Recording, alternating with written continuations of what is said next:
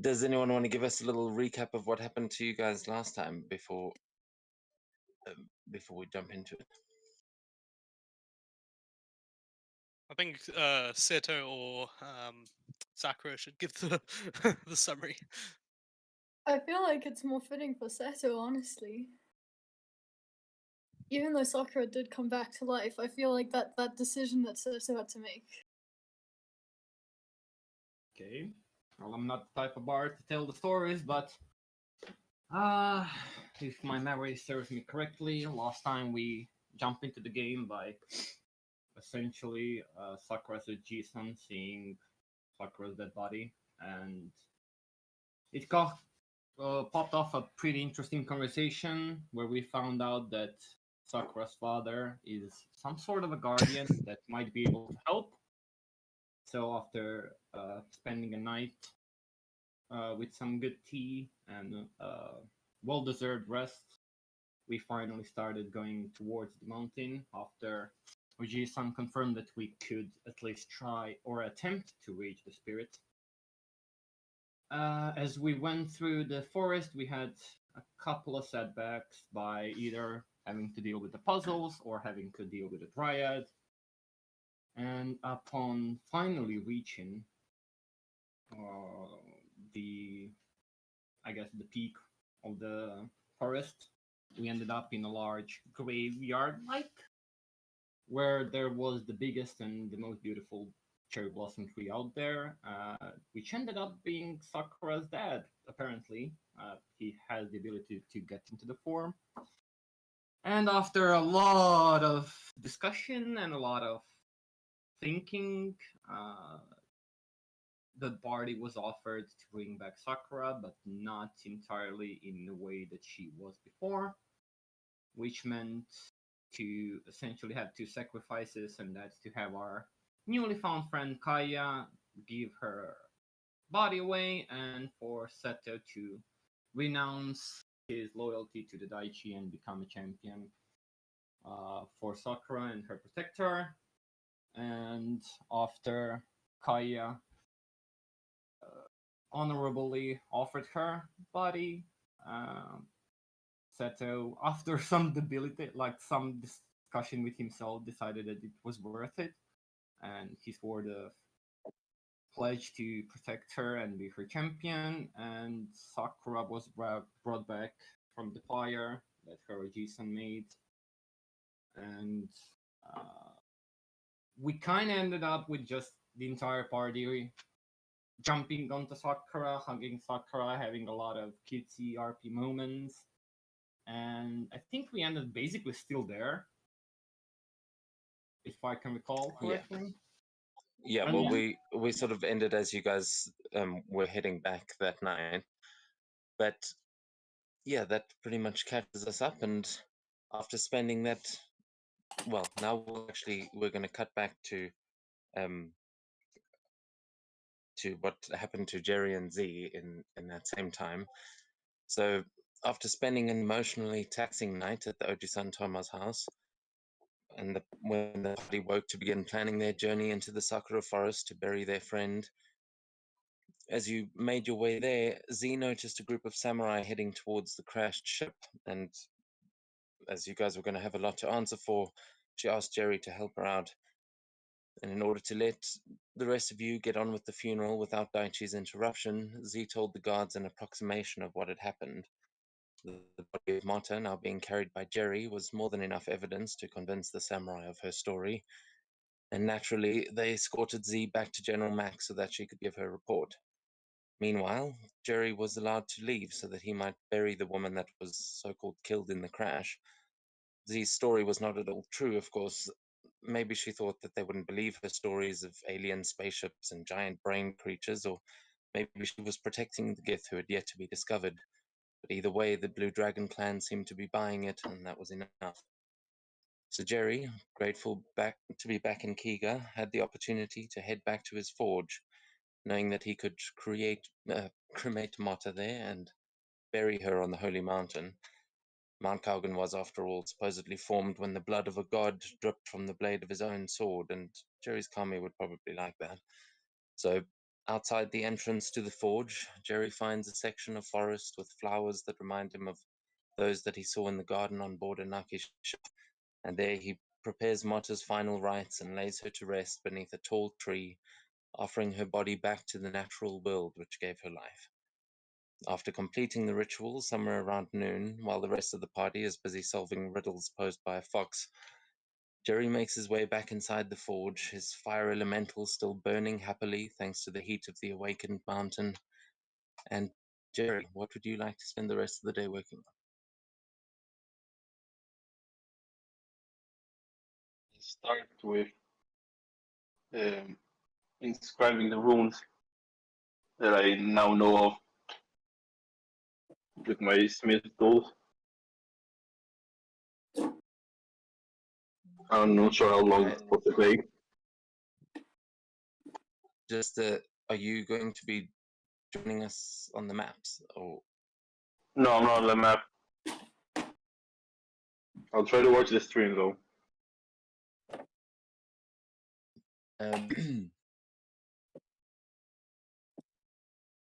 All right. So yeah, you head into the forge. As how are you going to inscribe these runes? What do you describe what you're doing for me? Well, first I inscribe the fire rune. I take place the hammer on the anvil, take all the smith tools, and start inscribing the rune. There is a chart supposed to look like, but it's in giant. Okay, yeah, you can roll me a check with your smith's tools.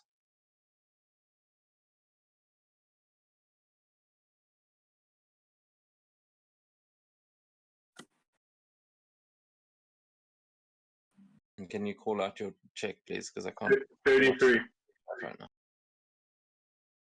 Okay. Yeah, in that case, you successfully start etching these runes into your armor, and as you are doing this, you see as the runes magic starts to take hold, and you feel like you're finally getting these enchantments into it, that it is actually having some sort of effect. You hear a strange sound coming from the forge. As you turn around and look, you see that the flames of the forge elemental that are usually, well, they were burning happily a few moments ago, you see that they are now spilling out into the room with a fury and starting to engulf everything in the room, etching even closer and closer to you as these runes in your helm and armor just start to glow brightly. What are you doing? I quickly activate the what is it? The arm, my arm, the prosthetic.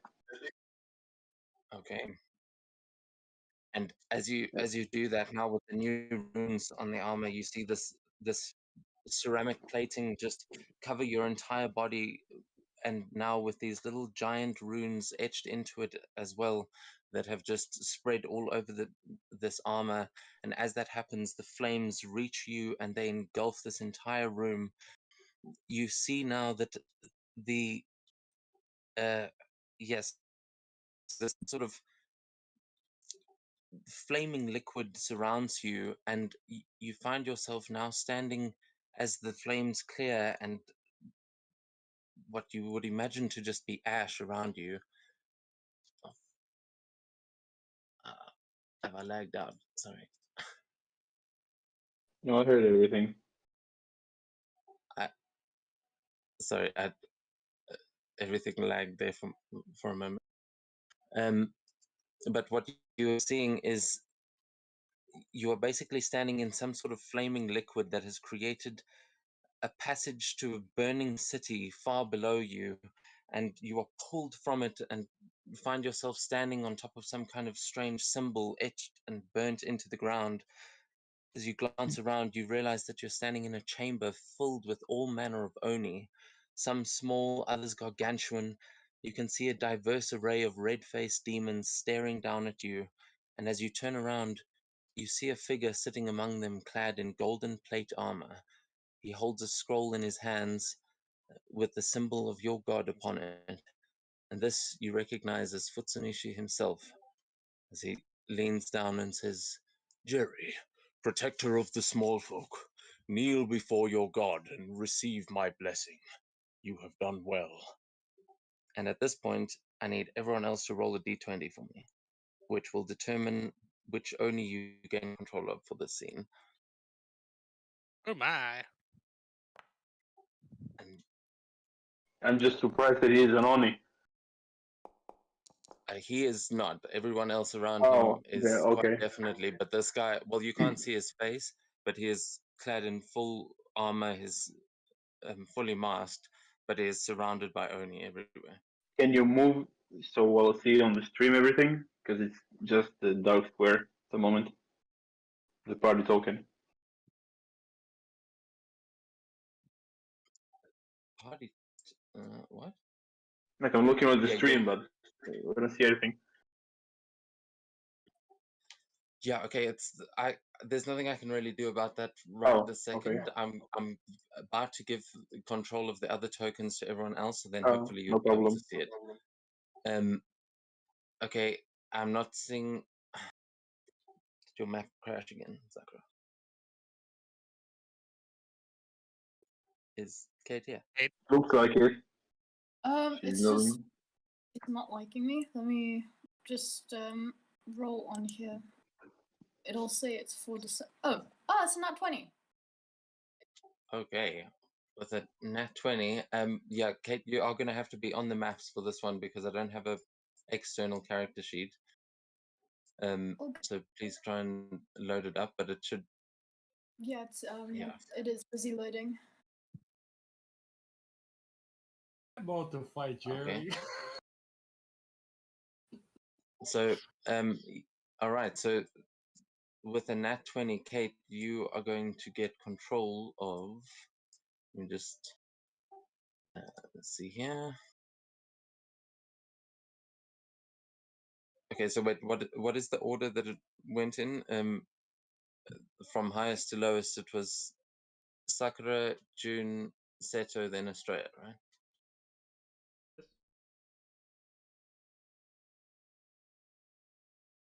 Okay, 1 second.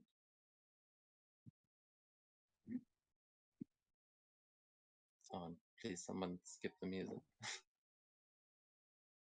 I don't have permission to do that, unfortunately. Seto Thank does. Thank you. Yeah, that fits better.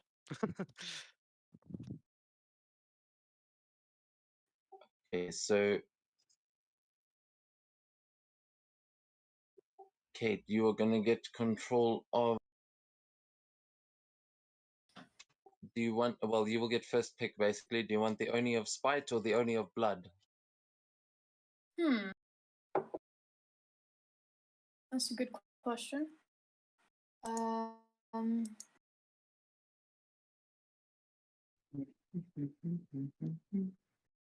wait. Okay, you're gonna get the Oni of Spite, and Seto, you're gonna get the Oni of Blood. Okay. I'm just giving you permission.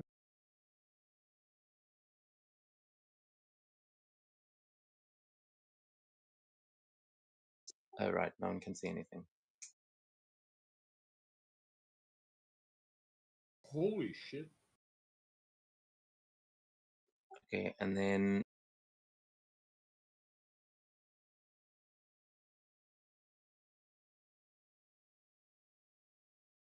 June, you will get the Oni of Plagues. Ooh.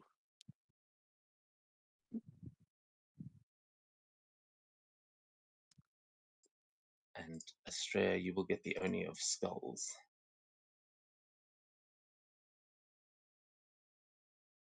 And now you should all be able to see.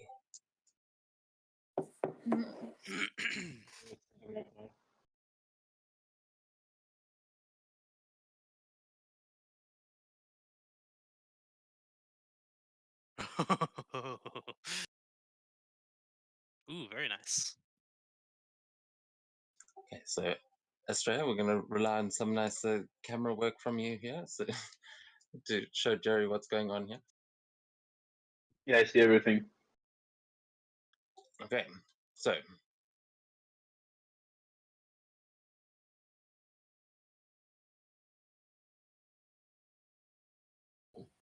Yeah, I kneel. You told me to kneel. alright. Okay, so as you kneel, he just bows his head in recognition and says, "These only have helped craft a blade not seen in Kiga for generations, known as the Onikiri Naginata. It takes great strength to wield such a weapon, but in this world, strength is not always enough. Sacrifices must be made if we are to retain balance, and in order for this magic to take hold, so too must we sacrifice its creators. Now, take this blade and show me what power your vengeance has wrought. When you have seen, then only shall I reveal your divine purpose. Claim their souls in my name, then you shall see what together we must face." And from the fiery liquid rift behind you, a sword begins to emerge, its hilt reaching out towards you as the spirit of the sword calls out. You can feel its divine energy like static in the air. What do you do?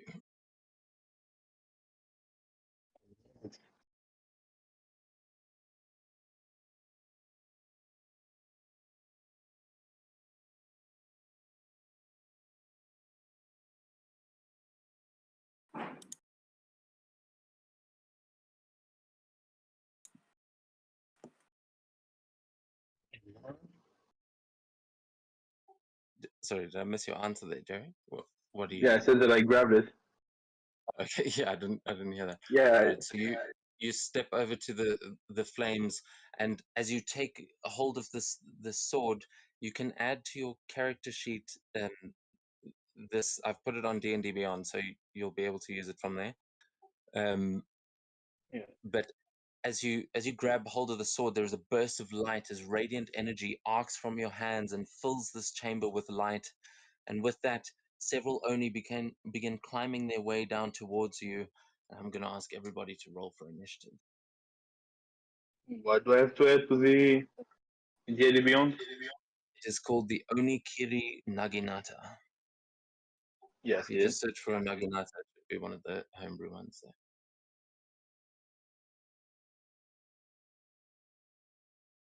I'm just going to roll initiative and really, really quick. What it does.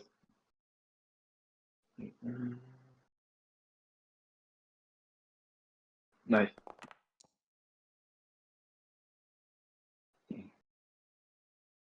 9, okay. I got a 2.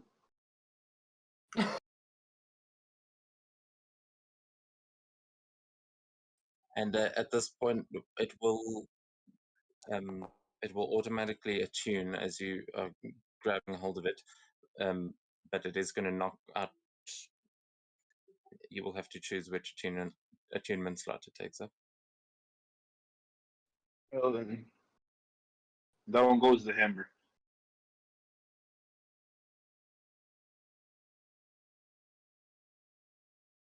My entire. So it needs attunement, but it doesn't take any time to attune to. No, this is because it has been given to you that this was crafted for you by your god, and it is immediately attuned to you with that magic. But this fight is sort of part of the attunement process. Um, okay, we're still missing one on initiative here. Oh, Miss me, my entire laptop is just doing weird shit right now.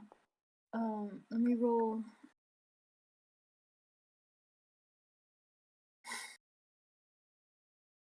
Luckily, I took a screenshot of my person's thingy.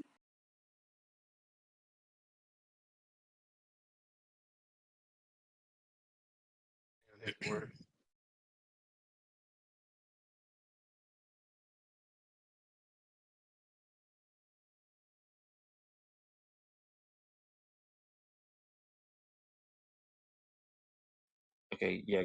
Get your. I don't think you get any bonus to your initiative. So just you can just. No. Yeah, I got a 2. I said. No, I'm talking to Kate. We've got you. Oh. Okay. Rolled d20 on D&D Beyond. That's an 8. I rolled an 8 on Foundry as well to get you in Nice. there. Cool. All right. Thank you. So then, all right. Yeah. With that, it looks like the first one to start climbing down is going to be the Oni of Blood. That makes sense. Okay.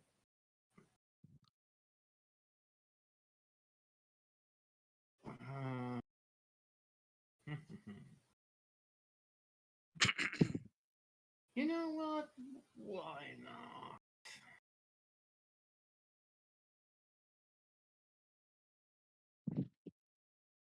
It has been since I activated the gauntlet. Not the gauntlet, the prosthetic. Okay. Well, It has been 10 minutes. Okay. The onion blood is just gonna come down a little bit. And as he looks at you, his eyes are gonna go black. And like the blood is gonna, like the black blood is just gonna start dripping through his eyes. And he's gonna cause dominate person. Nice. What save? Very nice. That's a wisdom save from you. Just also, what is your AC at the moment, Jerry? If my arm is still if the prosthetic is still active, then it's 20. If it's already past the time, then it's 18. Well, no, I mean it can still be active. It's up to you. Are you keeping it up? No, no, I'm not. Then you're back So to 18. wisdom save. Yeah, I don't really know what's my. Wait, does it says? 27.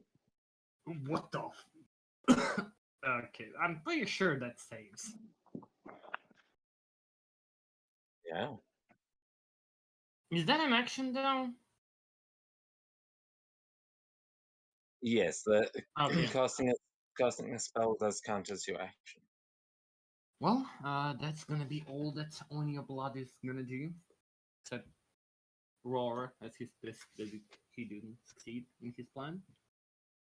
Okay. So Jerry, as you shake off this domination, as this Oni climbs down towards you, it is now going to be your turn. What would you like to do? Wait, what? Ooh, my turn. Roll the 2. Okay. Yeah, but didn't you say it was a 9 total? Or did I mishear No, it was that? a 2 total. I don't have any modifiers. I think somebody else had 9. Then it is definitely not you. It's going to then be the. I think the Oni of Skulls probably, but yeah, I think you guys have got the same dex modifier, so we'll just go with that. Oni of Skulls is going to be up next. Oh, do I have the exact ID? I basically point a finger at him and shoot a ray of enfeeblement at him.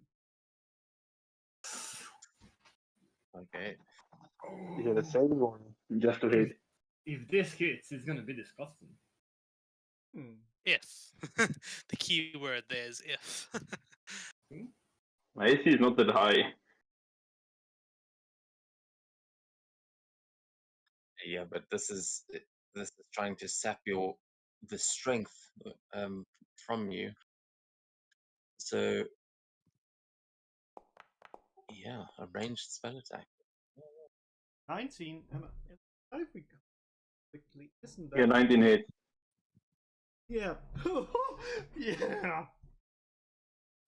Okay, so yeah, Jerry, at the end of each of your turns, you can make a Constitution saving throw to try and end the effect on yourself.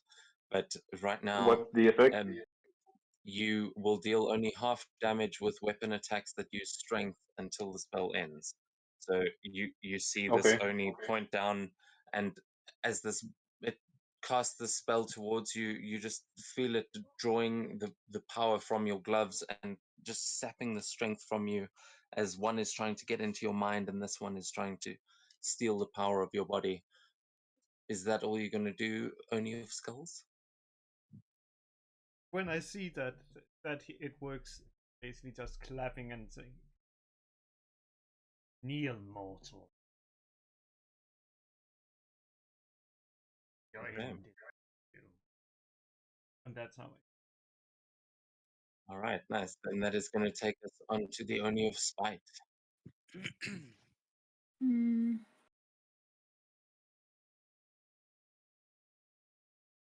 Okay, I'm really sorry, Jerry. But the Oni of Spite is just going to look down at you and cast Eye Bite. You need a wisdom save, please.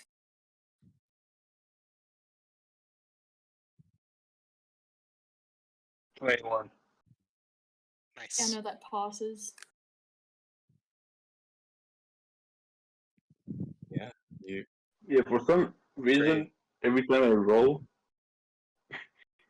every time I make a save, the reason sends me a message saying that it saves the current music track. No. The Oni of Spite glares at you. You get Menacingly. the Oni of Spite is very spiteful, and not taking effect from its spell is gonna come back to bite you. I bet Nice. I get that. Yeah, that's the Oni of Spite's turn. Very cool. Yeah, so that's. That is going to check that off. Oh no, wait a second. Does that say that that's innate? No, it's one Yeah. per day. You should only have it. Yeah, one per. I was like, for a second there, it's under your at will spells. I'm like, huh? Hang on a minute, Whoops. that seems a bit overpowered. Okay, so yeah, just checking that off. Are you? It looks like you're back on the maps there. Kate, is it working again? Yeah. Okay, cool. So in that case, is that going to be your turn? You're not moving anyway? Hmm, not yet. All right. Then that'll take us on to the Oni of Plagues, as Jerry is still managing to shake off the effects of these spells. What is the Oni of Plagues going to do? Yeah, the Oni of Plagues is gonna stare right at him with a quick swish of his glaive. He's gonna cast Confusion on Jerry. I'm gonna need a Dexterity save as it starts flying 30 feet towards you. So it's still Yep. 30 feet up in the air, but it's while it's casting this.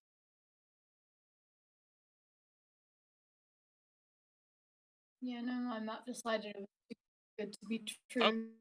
It failed. Yeah, an 8 is going to fail. So for the duration, let me bring up the spell real quick. I didn't actually expect him to save. Sorry, it's failed. Let's see, the spell assaults and twists the creature's mind, sprawling delusions of provoking uncontrolled action. Each creature in a 10-foot radius sphere centered on a point. You should All right. In effect, its target can't take reactions. I must roll a d10 at the start of each of its turns to determine its behavior for the turn. And there's a whole lot of effects here. Oh, ouch. Okay. So yeah. So what did Jerry roll there? He rolled an 8, I believe.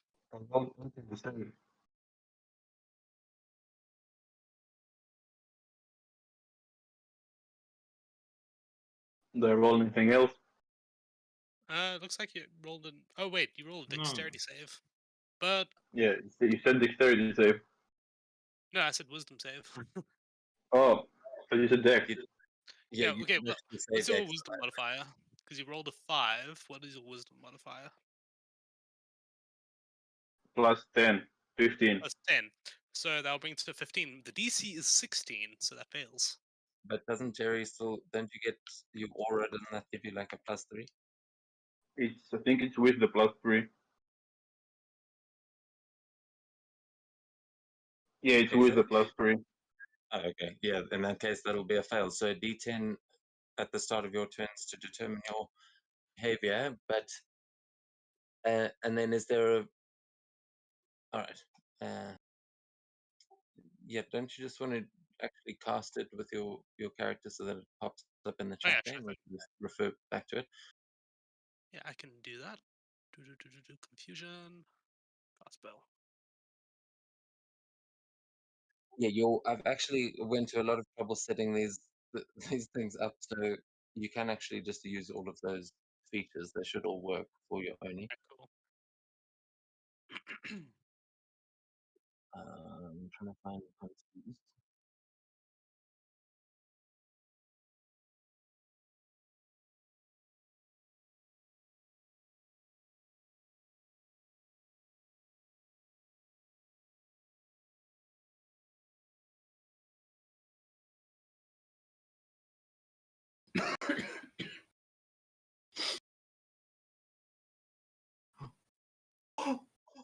Is there a confused effect? Sorry. That's I probably- don't think so. D10. Oh, sorry. Yeah, let me roll D10 real quick. Okay, a 2.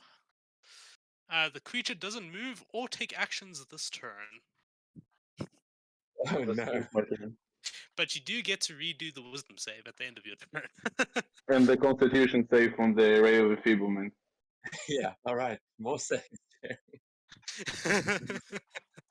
That's the con save. 17. And a And that's wisdom the save wisdom for save. confusion. 12. So I failed. Does not succeed. You Yeah, still so have you are confusion. you're still confused, but does a 17 break the effect of the enfeeblement? According to the sheet, yes.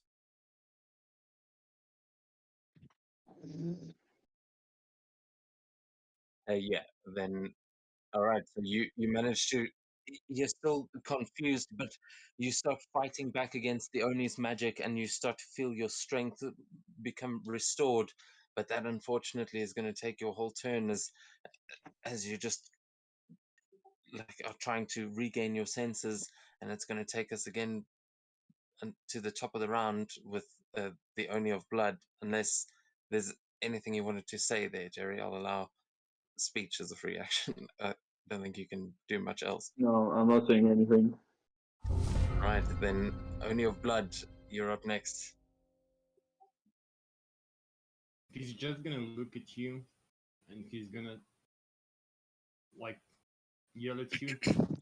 You puny creature wishes to fight me. And he's gonna move into you, and he's gonna start hitting you with his giant fucking flails. So let's see how that goes. Okay. Yeah, that's gonna hit.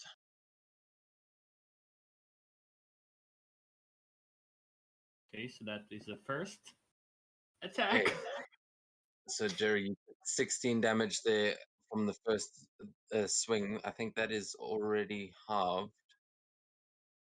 I'm not raging. Oh yeah, he's Oh, done. Oh, he I isn't didn't raging get- yet. I why- didn't get any chance to rage. That's why I was confused. I was like, it hasn't halved it there, but yeah. So 16 was the full damage. Just to double check, he couldn't take actions or bonus actions on that round, right? No, nothing. You can't take Okay. reactions, bonus actions, or actions. Nothing.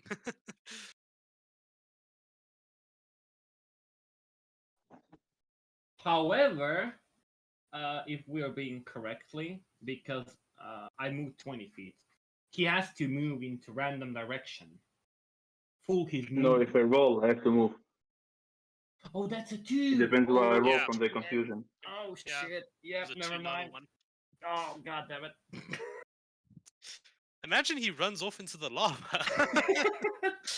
Well, Only your blood is just gonna keep on going. Oof. An 18 is gonna hit for another 18 points of damage, and the third attack, because these Onis are cracked out of their mind, misses. However, due to his special feature, which I'll send right now, he will still receive bonus 2d8 damage because he got hit by 2 flail attacks and gonna take another 8 points of damage.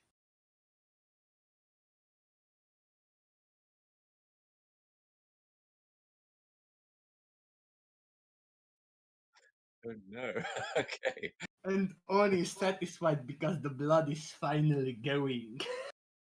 So he's gonna do a little smirk. Horn does Right, not yes. care whose blood runs as long as it runs. Jerry, you see this thing come up to you and swing two flails through the air and just sandwich you between the two of them as they just crunch into you, and you take some major damage from that one. You are okay, so that is going to take us to the end of that Oni's turn and to the Oni of Skulls. Yep. First, the Oni of Skull will be a little bit closer so we can get a better view. Lifts his feel the touch of the grave as chill touch Jerry. Okay, is that a saving throw? Or... That's an attack. Higher up. No, not on chilled touch. It's not that kind of a. This is a spell attack, and you're summoning.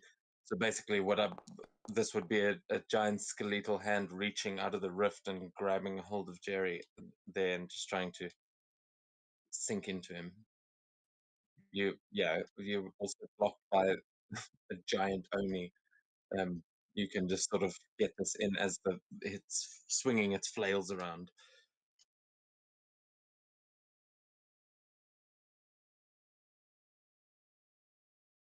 Yeah, that explains why it misses. Yeah, that wouldn't even hit him. I don't know why it didn't roll. I saw a 4, but from you. Yeah, that's what I mean. That would basically be a 10, which wouldn't even hit him. Yeah, now you guys are all understanding the frustrations I have when I roll things. I'm like, I don't know what I rolled. If you click on the in your character sheet, if you actually click on where it says like plus whatever to hit, then it'll roll it to the chat, and then you can actually roll that and the damage separately. But otherwise, you need to target the person you're casting against or whatever. If you can target Jerry's token, it'll automatically tell you whether or not it hits. Yeah, I can already tell that it didn't hit. Yeah, but like so twice the right click is not that hard. So yeah, as this skeletal hand reaches up out of the rift and tries to grab at you, Jerry, it's just you kind of fall back onto your feet and it just whiffs right over your head. Is that all you're gonna do, Oni of Skulls? I'm just. Guess you got to live a little longer.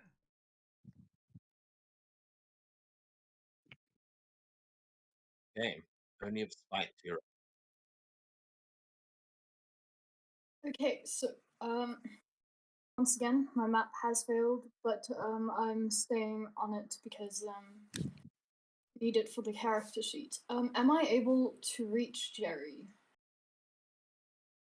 yeah, he's about 55 feet away from you, or 50 feet.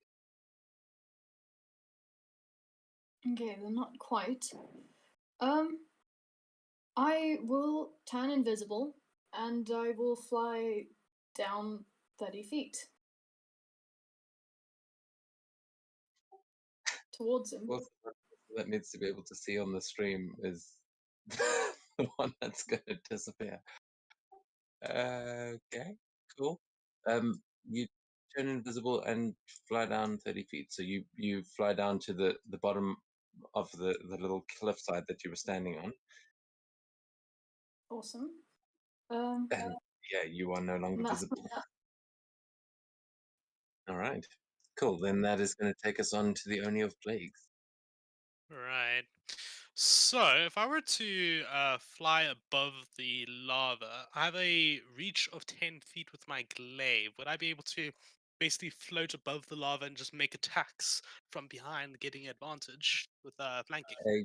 Yeah, I think you actually even have a fly speed, so that shouldn't be much of a problem. And Yeah. also, that is not. I will just point out that you're not too far off with lava, but that is currently a planar rift back towards well where you guys come from, which won't quite reveal yet. Okay. So yeah, I'll basically float right behind him and make two big attacks with my glaive.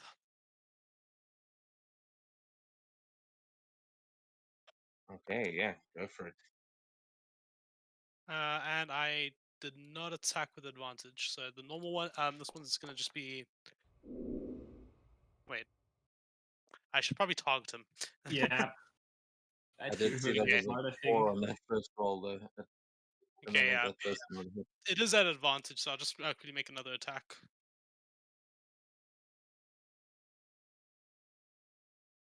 And it's not allowing me to. Give me 1 sec. Right. Yeah, you might have to reopen the attack thing. Yeah. I feel like this is teaching you guys more about what I have to go through every time.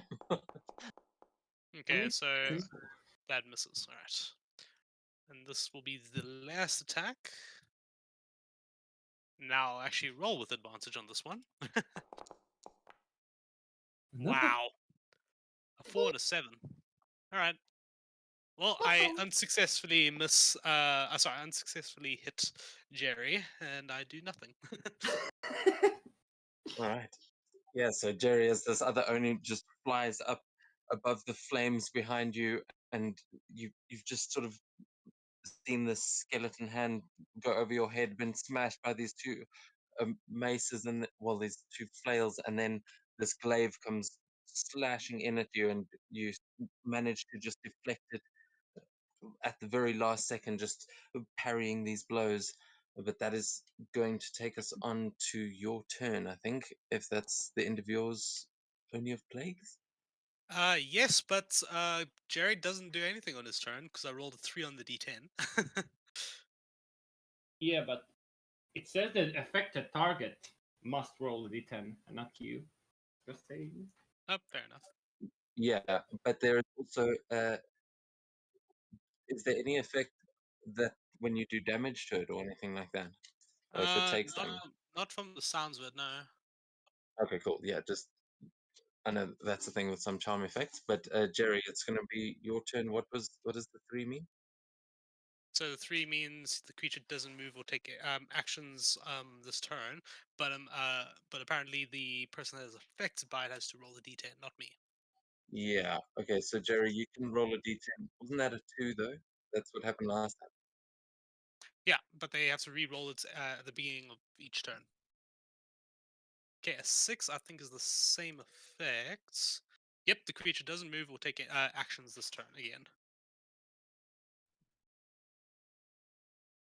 Okay, wait, that is saying the creature doesn't move or take actions. It's not specifying bonus actions, is it? I'm pretty sure action if a spell says doesn't take actions in general, that's all actions. All right. Well then, Jerry, I guess you're making saves again. Yeah, so wisdom save, and then I Yeah, think okay. that's the only active effect right now. Again, another two.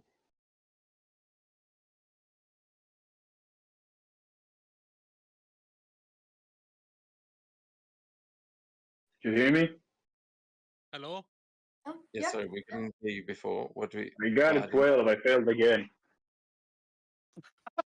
Oh You've got a no, 12. Jerry! Wow.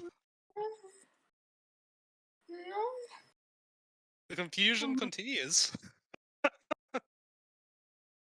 all right. Bloody hell. Oh, well, this is going well. Yeah, top of the round, only of blood. You want to fuck up Jerry more?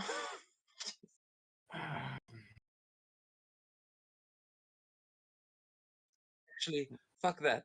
The the Futsunishi is gonna say it's just gonna blast you in the face with a guiding bolt, only of plagues. You're gonna take 10 radiant damage as he says, "This to be entertaining, you fucking idiot." And and Jerry, at the top of your round, the confusion is going to end, and the DM's going to apologize for even giving the Oni that stupid spell.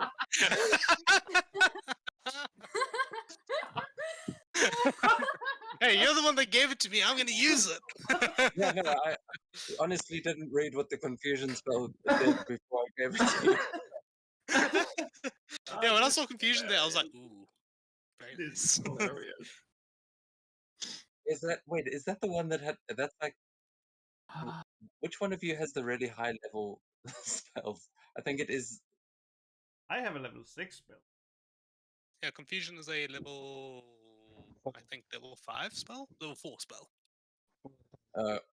Yeah, because one of you is like magic reliant. I think it is your creature. So I think it's the two of you, the Oni of Plagues and the Oni of Skulls, have got like cool spells, but I didn't actually go through all of them before. So top of the round, Jerry, it is your turn. You are no longer confused. What would you like to do? If the features of the Greatsword are not yet, because I'm technically still attuning to it. No, you're attuned. You can use all of the features of your sword. Well, we'll have to save for later. I'll rage. Like fuck. So that's the bonus action. Yeah, it's 27 now. Because I can't be attuned both the hammer and the sword.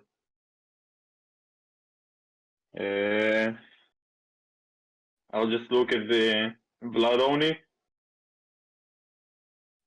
I have a mask, but I'll just smile and say my turn. And I'll start swinging. Bring it on. Let's see if the bot actually added the sword. Yeah, it did. Let's see. But damn, this is no longer entertaining, you fuck. See if The it only works. spite will look to the only of plagues and Yes! breathe. Yeah, you fuck. 15 to 8. Yeah, that will miss. Then I'll attack again. I know. One of them is gonna be like 68 damage or some shit. What is with Jerry's rolls being so low? Like he keeps on rolling twos, like over and over Yeah. again. And what is going on, Jerry? The system is rigged against the small folk. Or Avery is just has a terrible random number generator. Okay, now Fuck that will hit. And I fucking divine smite it. Yeah, of course. And you're a demon, so it's another D8. A pig. You're a fiend, right? I am. Doesn't says. The Onis So I don't are know. giants, but in Kaiya, What are according Yeah. to Debbie's rule, they are basically demons, Japanese. So I don't think I get anything. Let's see one You second. do. No, the divine smite will react to it as if it's a demon or a fiend. That is, so you get. So you it doesn't work on demons, it works on fiends. You Yeah, don't that- get the bonus. No, Unless well, the sword says otherwise. you get all your divine smite features on an Oni. It does count as it. Yeah, Oh, demon okay. and fiend are kind of more interchangeable in Kaiya. So these creatures will get the extra damage. So 15. Plus So 16. 31 damage total Okay. on the second one. Alex and Surge, because you actually pissed me off. See ya, boys. And as he says that, the Oni of Skull is just waving. Okay, it doesn't work. Yeah, you have the commands for the.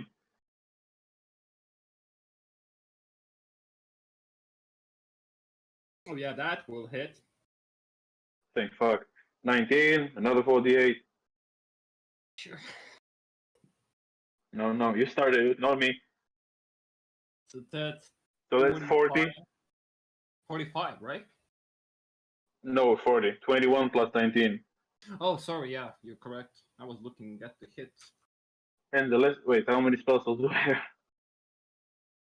3. Okay, so the third one and the last one. You do bear in mind that you did have a long rest, so you were Yeah, up no, to I have 3 second levels. Yeah. yeah, just making sure you weren't still fighting injured. 18. Yeah, another 28. You need 21. No! So 38 on this on that one. Are you on one HP? Like, you're on 1 HP, aren't you? I said you needed 21. Yeah. All right. Beautiful. So, so Jerry, do you want to describe how you get your payback on this Oni? He's he's large, right? Yeah. Yeah. So I slice one knee and slice the second knee and then slice the stomach. All right. And as you see these wide sweeping strikes just slice through the Oni, you see these bursts of radiant energy coming out of it, as that is going to take us, I think, to the end of your turn, Jerry. Are you finishing it there? Yeah, I don't think I have a reaction. Let's see. 1 second. All right. Reactions. Oh wait, I'll use. Well, maybe it's too late. On the left attack, if I can try something. The you sorry, I missed that. You're trying to do what on the? I want to. I want to add something on the left attack if I can. Unless it's too late. Well, tell me what it is you're trying to do. The fire rune activated. Oh, okay. Yeah, I don't know what that does. That's a Well, brand new feature. You tell me. unless you are fire rune Seto, you're dead. It takes 2d6 fire damage, Oh, and unless you are immune to it, I'm not sure uh, how only works. yeah, there's no resistances or immunities on this, as far as I can see. Yes, sir, you're dead. Okay, wait. What is it? What is Like, it used to activate yeah, the? it's special. It's just a it's like the divine smite. It doesn't take any sort of action. I have to hit the target to activate it. I'll post it in D&D Beyond, in Foundry. Okay. Oh wait, what? Okay, so then, Like when I hit the, all right. Well, just as okay. I Just okay. bear that in mind for next time. We will. You can use that on the following round. But right So now, next round, yeah. Sorry. Yeah. Next round. okay, no problem.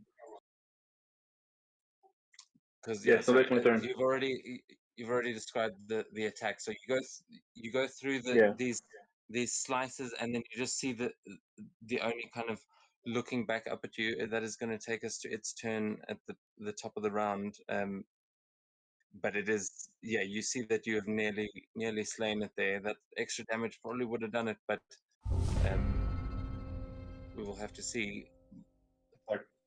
At the start of the round, the Oni of Blood, are you getting the? Oh, there we go. You start to see some of those wounds knit back together as its regeneration feature starts to kick in. But what are you doing, Oni of Blood?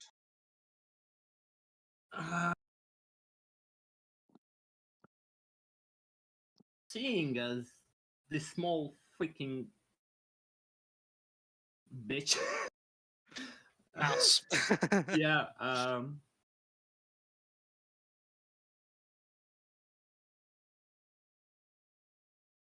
you know what?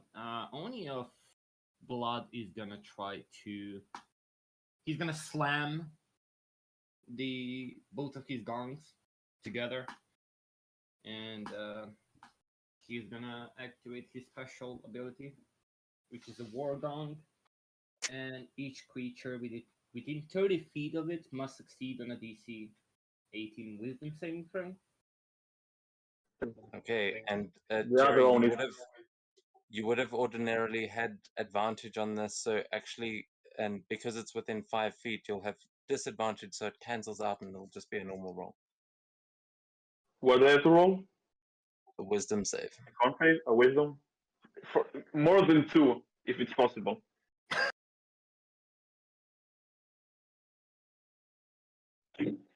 Fucking can't. Oh my god, God. another Oh, two! it's wrong. Another two! Oh well, Okay. you're frightened. Okay, did the other only roll? Or did the not roll? Now within range.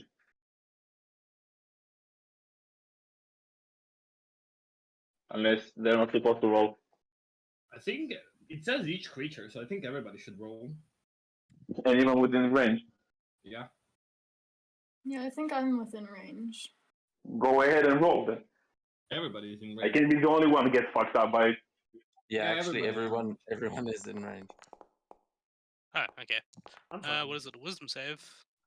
Okay, only if calls fails. The only of Spider's like, nah. This dude gonna. Wisdom? Why are you not rolling wisdom? Hello? Why? Why is the wisdom check not working? Give me a sec. There you go, now it's working.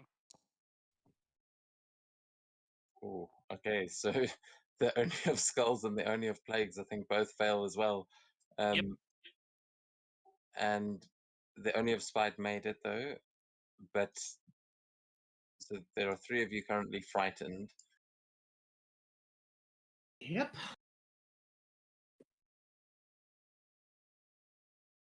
And this is not a case of like frightened and makes you run away. It's just, you just have the frightened effect, so disadvantage on ability checks and attack rolls. Yep. Well, the creature is All right. As long as tied. I'm not. Yeah, and you can't move towards me if you're feared. And if Yeah. I'm in your line of sight, you have a disadvantage to attack rolls. Okay. And that's his all action, so. Okay, then that'll take us to the Oni of Skulls. The Oni of Skulls lift its hand and say, "What are you, fiend? Be gone!" It casts darkness directly on the Oni of Blood. What did you cast? Oh. And then your blood. Nice. Okay. Yep, which means that basically it covers him, and because it's 15, I think. Oh, it even covers Jerry. Yeah. What So, what was the spell? It basically gives you disadvantage on basically attacking anything because you're inside the dark, unless you has Devil's What did you Sword. cast? I didn't hear the spell. It's called Darkness. Darkness? Oh, okay. Okay. And then so yeah, Jerry, what you see as this happens, you see this, you hear the Oni scream out, and this magical darkness starts to echo out around you, and you see it envelop the Oni in front of you as well as yourself.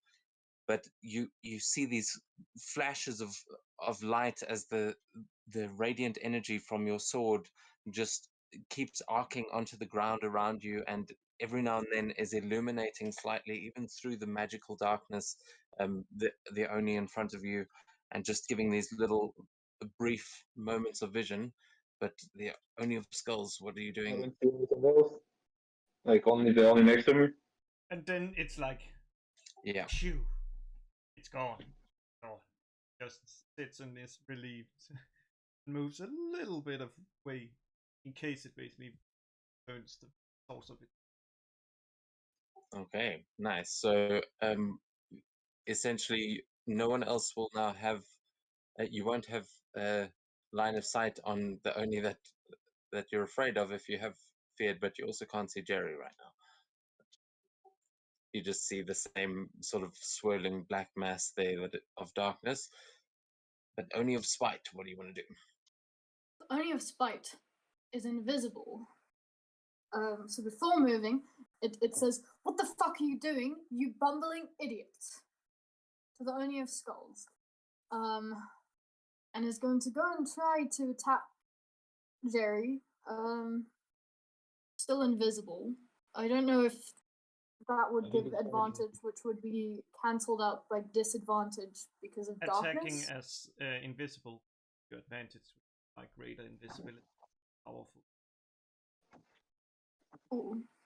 Yeah, So but are you still invisible after the attack? Any think so. action that is basically hostile will break it. really, Okay. Yeah, if you cast a spell or make an attack, you will break the invisibility. But yeah, you currently can't see Jerry because he's in the magical darkness. So yeah, it'll just be a straight roll. okay. Wait, of me? Oh, it's invisible. I don't know. Shit. Never mind. Oh, Oh, What? that was a crit. is that a crit? Yeah, you rolled in that 20. It didn't show up in the chat, but there was confetti.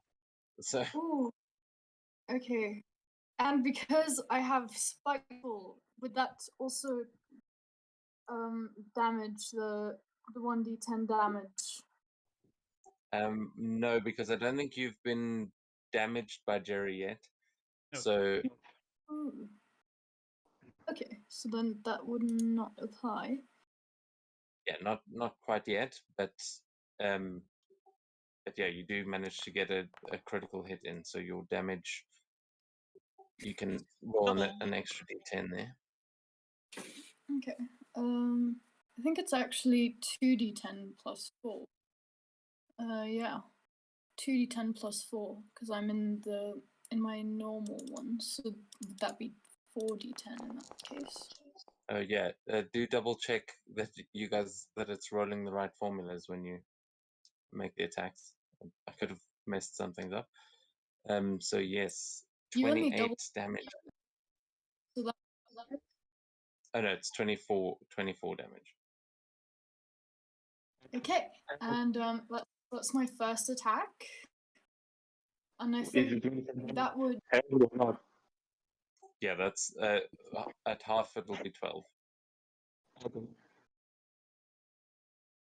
okay, and then I'm going to assume that the rest I do at disadvantage,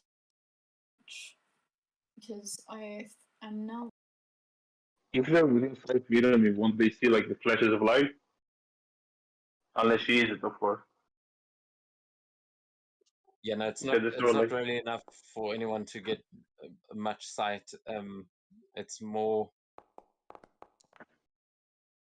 right now. It's there's quite a lot going on down there. There's flames on one side, and only on like either side. There's a lot, but that's 21 and a 24. You do 3 attacks. yeah, yes, Okay, multi-attack. nice. Yeah, so both of those I think are going to hit. yeah.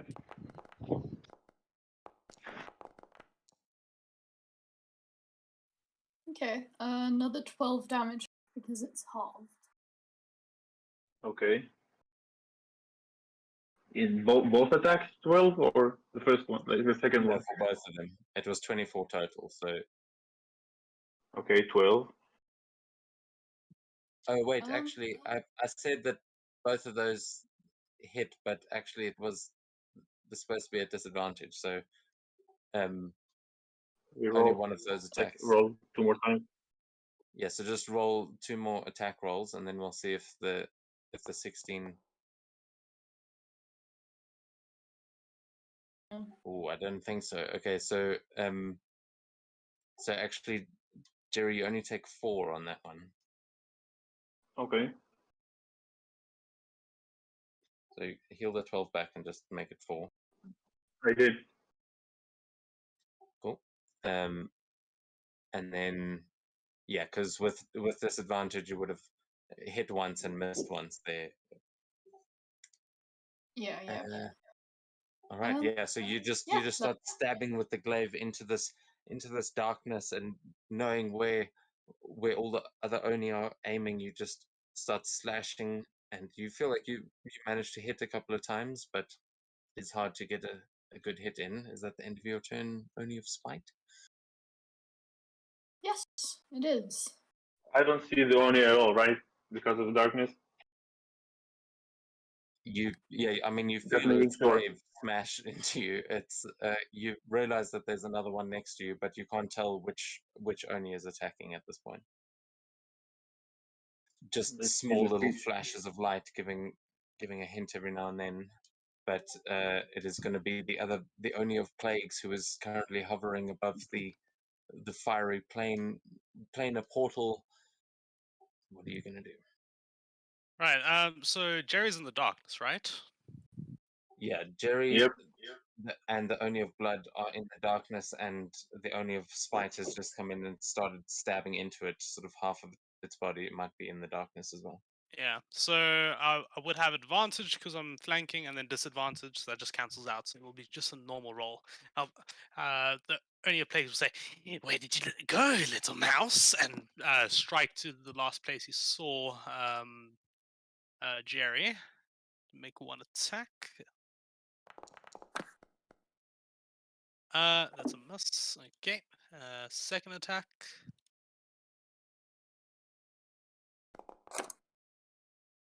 And that also misses. Okay. That's all I can do. Okay, so As he's just yeah, Jerry. striking down with this glaive in wide arcs, just completely missing him. Yeah, Jerry, you feel these sort of close brushes as the blade swings over you and past you. You can now tell that there are definitely two glaives being swung at you. But I think if that is the end of your turn, that's going to take us on to Jerry. Oh yeah, I need to make my save to get over the what is it? The fear, right? Oh, yeah, yes, you can. It's a wisdom save, right? Yep. 16 probably. Let's say. No, 18. 18. Whoa. My bad. And the Oni of Skulls, you can roll that as well. I think you also have to do that at the end of your And turn. I save. Woohoo. Well, technically you have to roll a disadvantage. Yeah, that's what I Oh, was yeah. basically checking. Well, I'll actually, save. He's covered in the actually darkness, so I not, can't actually because see. yeah, you can't see can't the see Oni him. of Blood at the moment. So No, yeah, it has to be me within 5 feet. Yeah, never mind. Very good. Well, Oh well. oh, okay, yeah. You still, for some reason, that blue Oni up there is very scared of other Oni. Doesn't like fiends apparently. That makes sense. no. All right. I'm So afraid of the in dark. that case, Jerry, you are standing in this darkness, feeling blades and things swinging at you, just small arcs of light. What are you doing?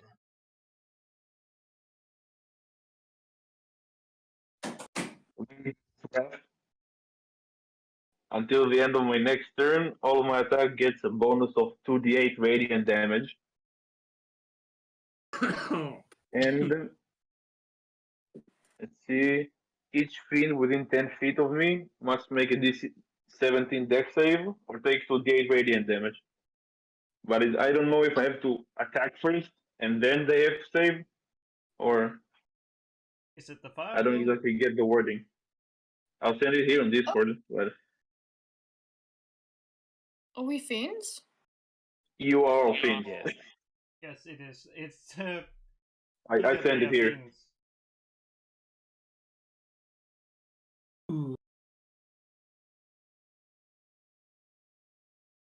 What is our little mouse up to? Oh, you have to hit it because it says. Yeah, so I have Oh, to hit yeah. you first and then. Yeah. Okay. So yeah, but as you do this, Jerry, Oh. as you activate this, you feel the blade sort of those radiant energy spikes now ignite around the entire blade, and it begins to illuminate where you are standing, cutting through the magical darkness itself. and you are now imbued with that energy. Make your attacks. But sorry, DM, but it says You'll- in addition, each thing within 10 feet of your.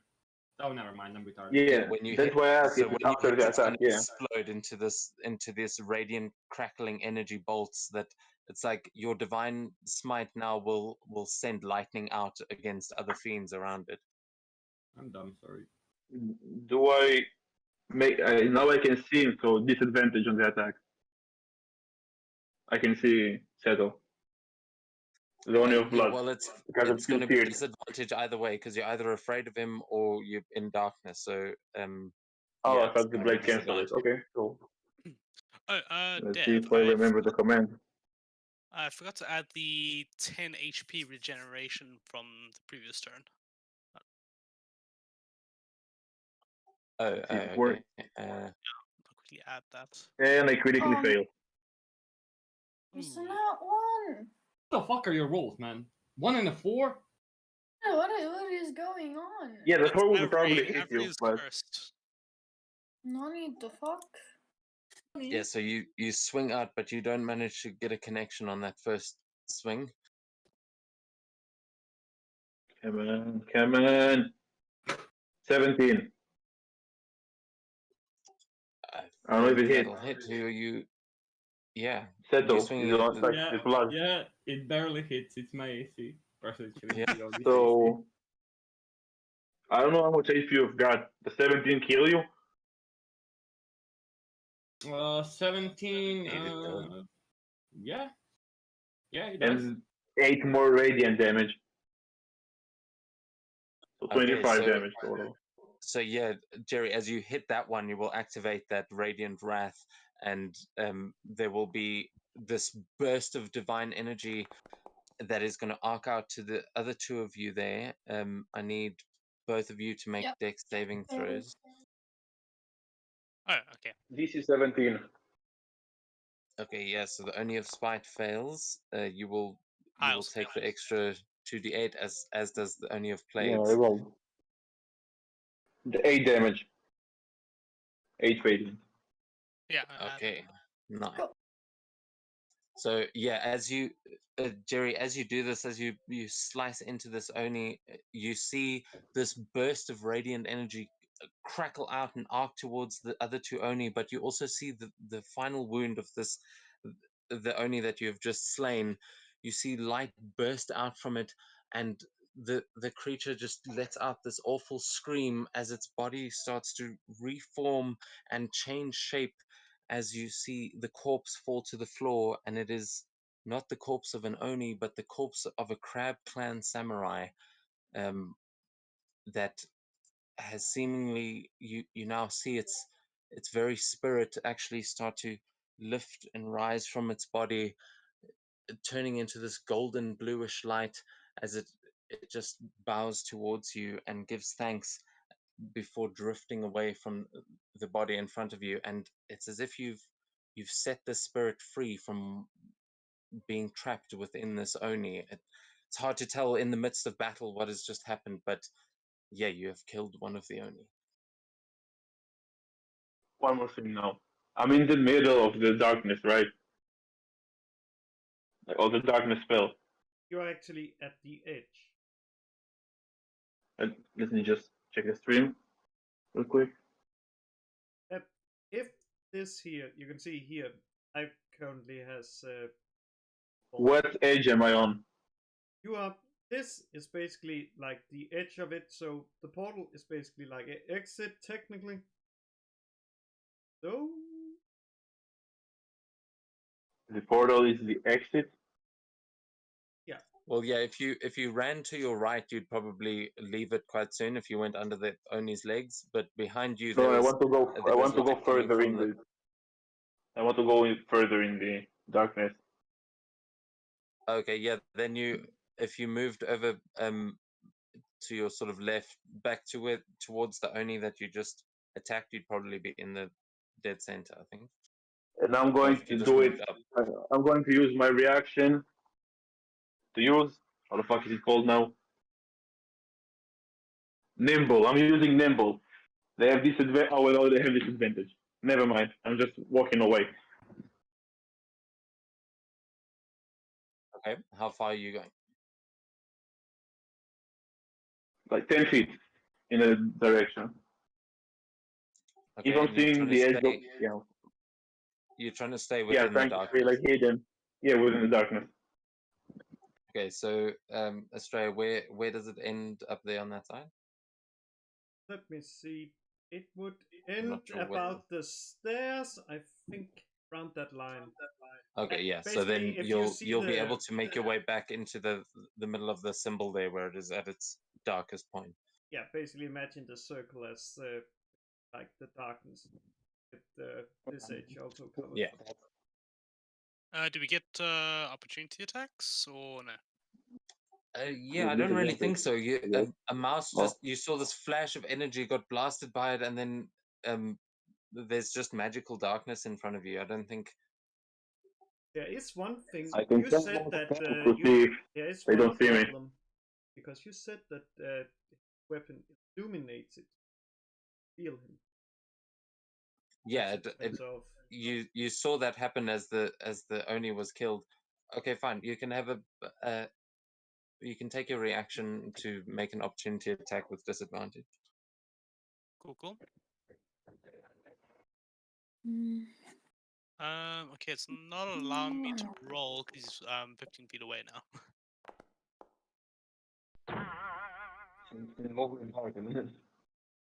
I'm changing the HP manually, so you can just roll manually and I'll change it. All right, cool. So d20 plus 7 to hit. That is going to be a 16 to hit, so I think that misses. Yep. All right. Okay.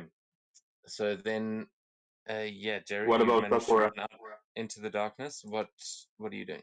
Is that the end of your turn? Or? That's my turn, yeah. Okay.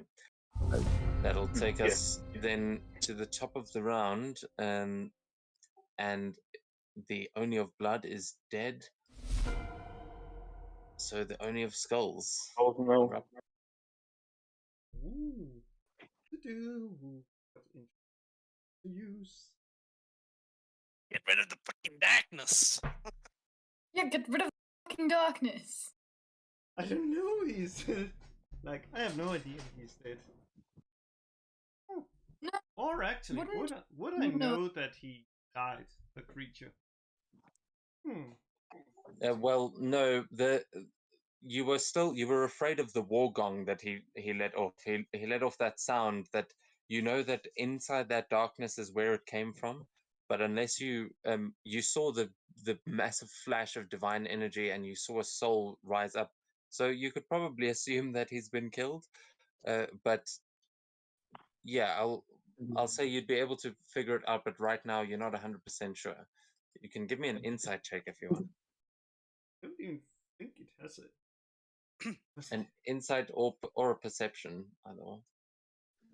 Give an insight. That seems. You don't say it again logical. on the frightened condition? Or is it over because I killed him?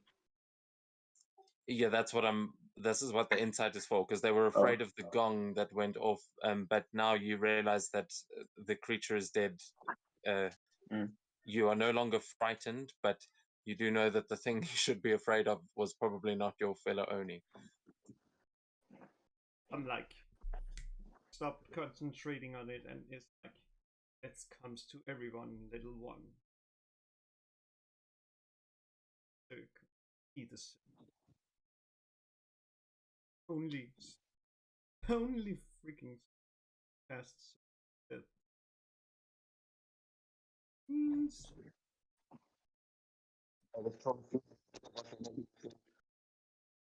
Why does it?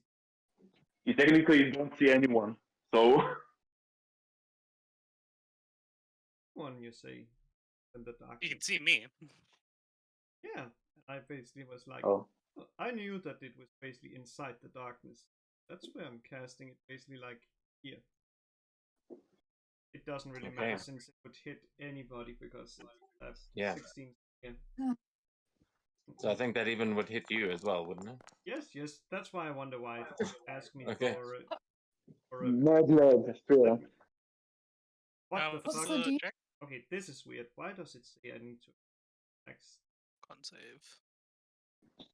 Yeah, like no, it's attack just with the healing. Oh, let's just. So concept you said? So, you're okay. understanding why Z smacks you all now. Yes, suddenly. Oh, it's good. It's not a good. It's not a what's called a one because Concentration D? saving throw, you said? it's a Just to make sure. Yeah, constitution. concave. Oh, yeah. Okay. That's Fuck.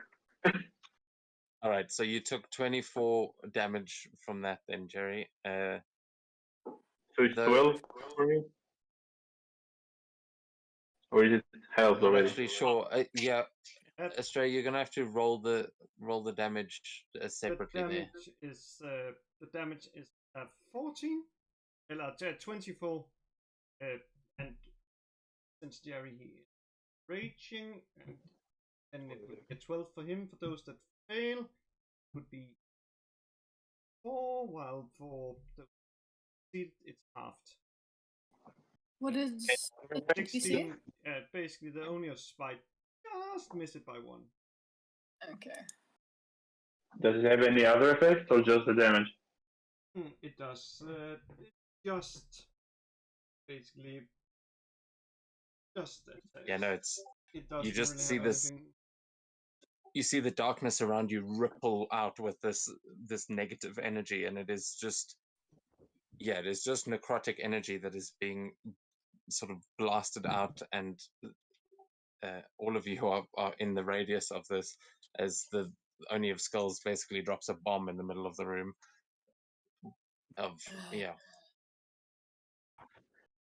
And Wait, it's are 60 you? foot radius, right? So he would be in range of his own spell. Yes, Yeah. but He rolled. that's why I already. Oh, did he roll? rolled. Okay. Yeah, I succeeded, and I also put the damage on myself. Yeah. So Yeah. Exactly. so, and are you keeping the darkness up? Only of Skull? Nope, I dropped it basically and I realized like so going maybe that was straight up. Okay, yeah, nice. So you can all see again as Jerry is now just glowing with this radiant energy and has taken a bit of a hit from that, but is that the end of your turn? Only of Skulls? Pretty much like Cool. Then Only of Spite, it's going to take us to your turn. At the beginning, you can heal, you can start to regenerate for 10 hit points. Thank you. And now, because I have taken damage, my attacks are at advantage and they deal an extra 1d10 slashing damage. So Indeed. let's stop. Oh. Does She that created, I guess.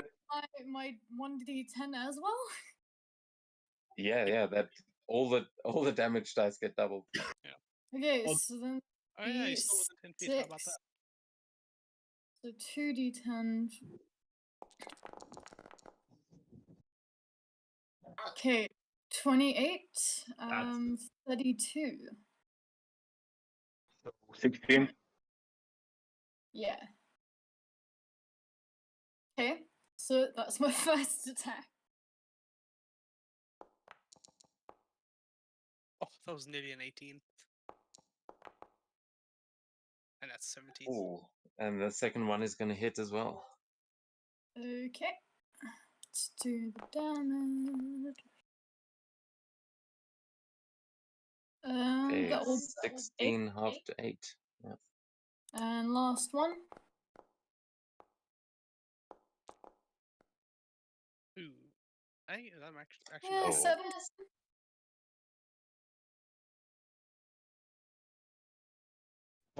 Yes. 17, I think, is going to miss, Jerry. Missed, yeah. Okay. Yeah. So you managed to get good 2 spiteful slices in, but he manages to block the last one. He also just How far away is she a fucking from me? Oni of Skulls who just fucking nuked the place What are you doing, you bumbling buffoon? And that's his turn. How far away is she from me? You can hear me, right? Yeah, it's just about 10 feet away. Okay, at the within. moment. Okay, so I'll use my reaction to activate my stone rune, and she has to make a wisdom save of DC 15 or be charmed.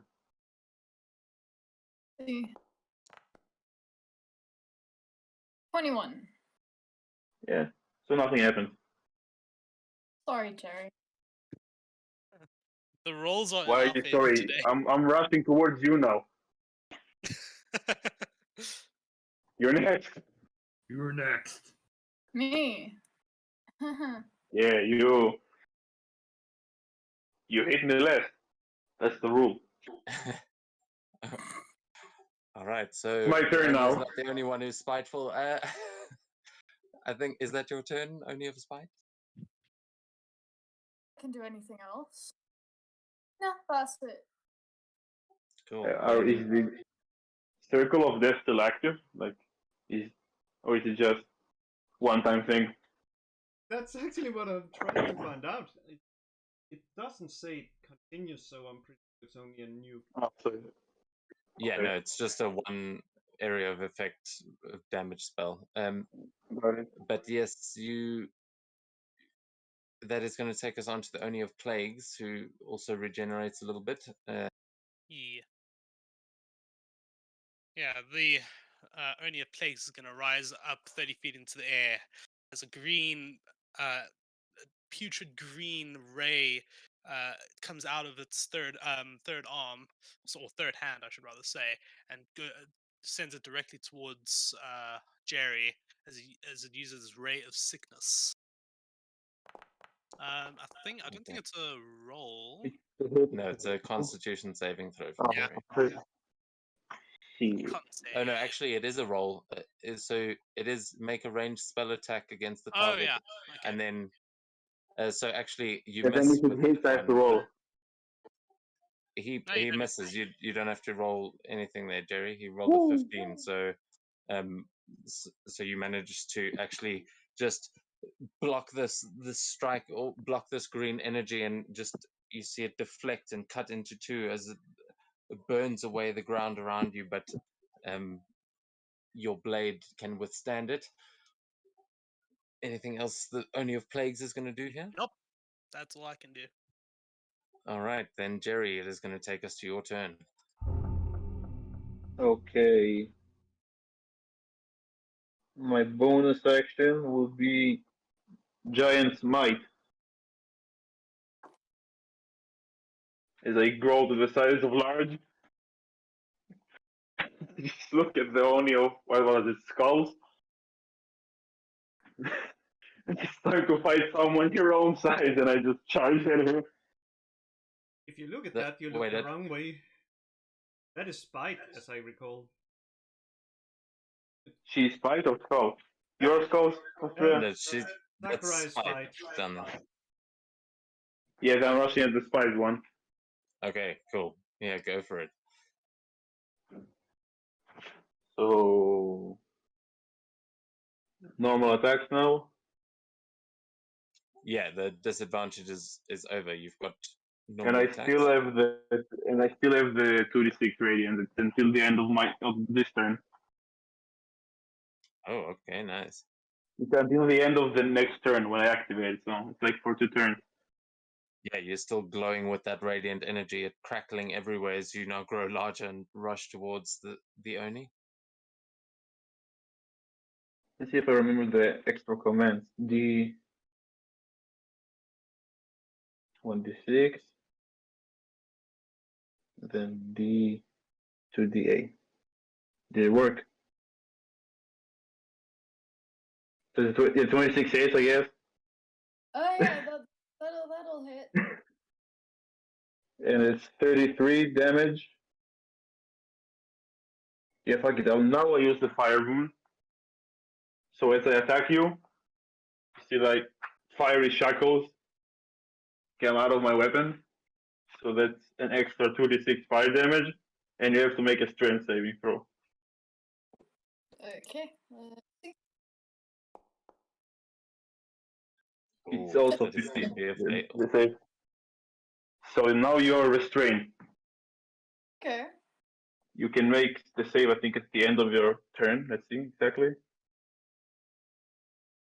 Fire rune. Yeah, you can repeat the saving throw at the end of your turn. The end of your turn. Let me see what restrained. You can't move. You have disadvantage on attacks. You cannot move, I think. Let's see exactly what it means. And Yeah. disadvantage on dex save.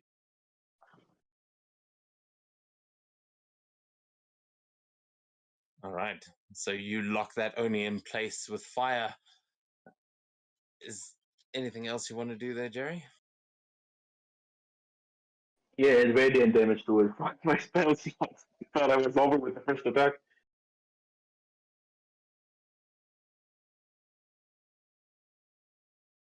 So it's 17 more. So 24. 57 damage on the first one.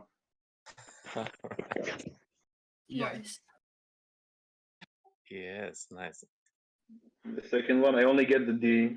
Okay. Hey, is anyone within 10 feet of her? I don't think so.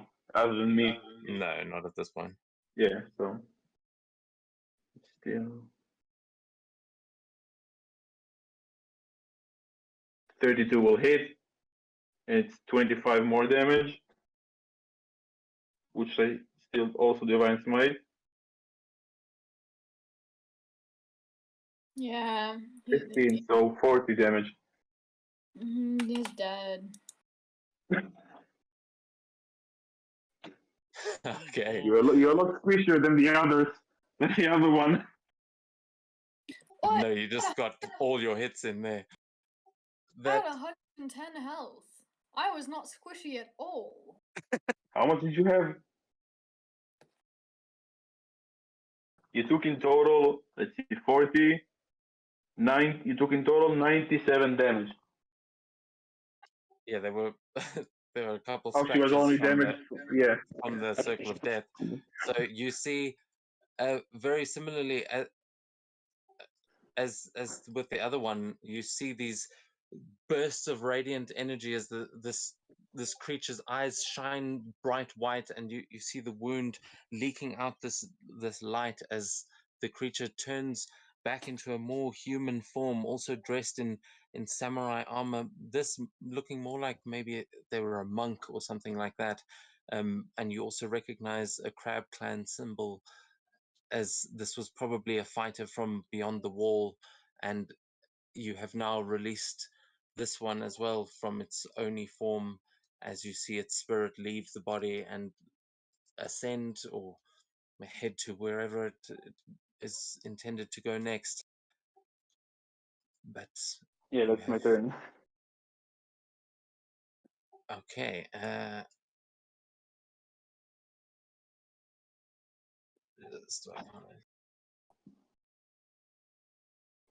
Skulls. Okay, and then all right. You sure that's the end of your turn? You're not action surging or anything like that? No second wind, anything? He used its actions. I will move towards, well, the only one that isn't flying. So, how far is it? How far, I guess? Yeah, I think it's the skulls. Yeah, the skulls. I am left side. It would. I don't even know how much that actually.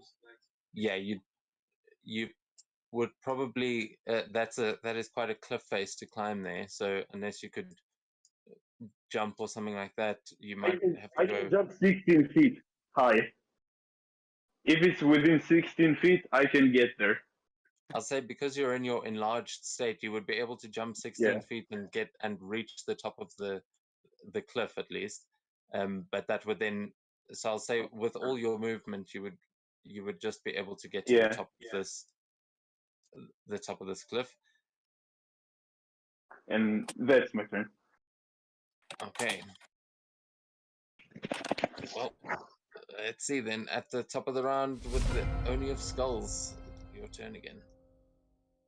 Ooh.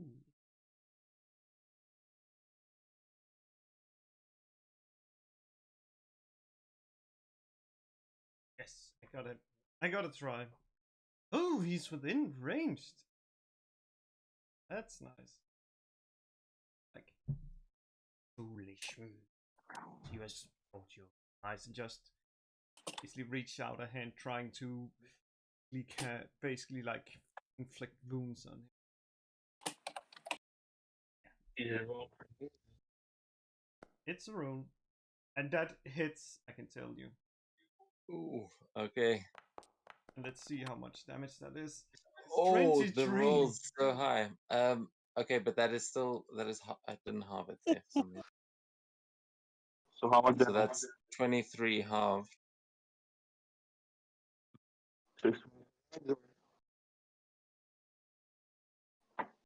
Before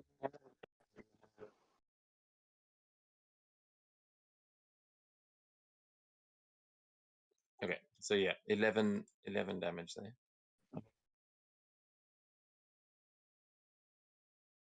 okay.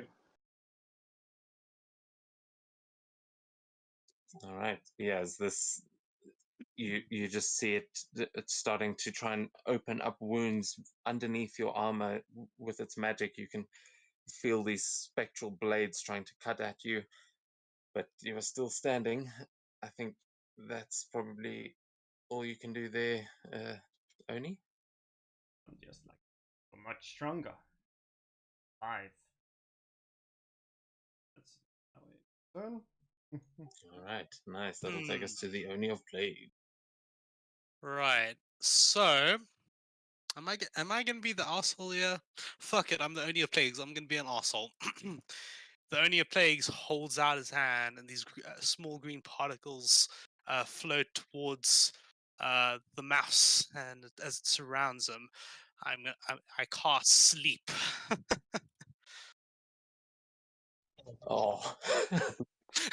And he falls asleep. Yeah, and he falls asleep. That's 24 HP worth of sleep damage, so I think that makes him fall asleep. Yes. As the only plagues will say, "Go to sleep. This was Wait, all it's a only, bad how much was it? dream." 24 points of sleep. Yeah, I've got more than 24 HP. Yeah, but Got that's not 14. that's not a roll, right? Isn't it like you roll a couple of It has dice? to be more than my HP count, I think, Yeah, if I recall. Yep. It's what you you have currently 14 have. right now, don't you? It says 32. Did I miss something? Wait, what is your hit point? What are your hit points at? Because it hasn't been 32. halving I'm pretty sure I properly. missed. I'm pretty sure I missed one attack. One of Seto's first attacks. I don't think I heard you. 'Cause, Probably missed yeah, an I've attack. got you here as being at 14 hit points. What have you got there? Okay, so 32. So yeah, I probably missed one. So yeah, Can you I'm tell me unconscious. Can you tell me what you've got, what you have tracked? Because you've been tracking it as well. Sometimes it could have done extra here. So I was on 32.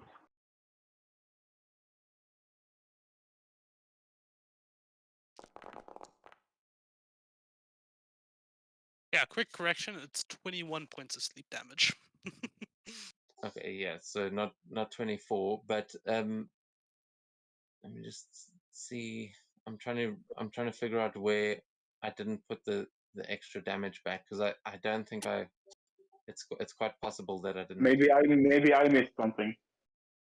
Yeah, but this is going to determine whether or not you fall asleep. So I just need to double check who missed.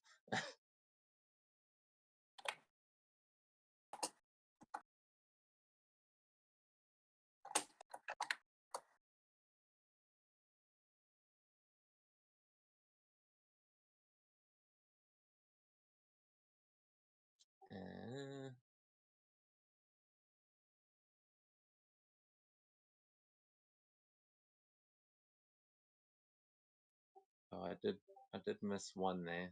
There was a. Oh wait, I might be so far back that was before you were raiding. Okay.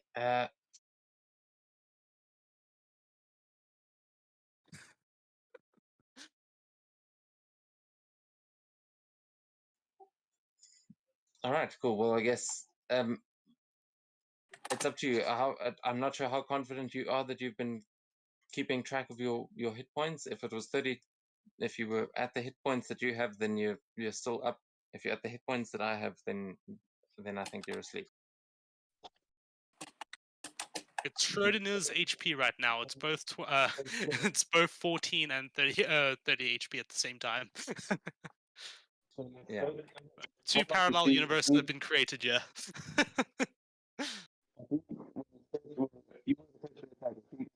I didn't write them down. Did you hit you hit all three of them, right?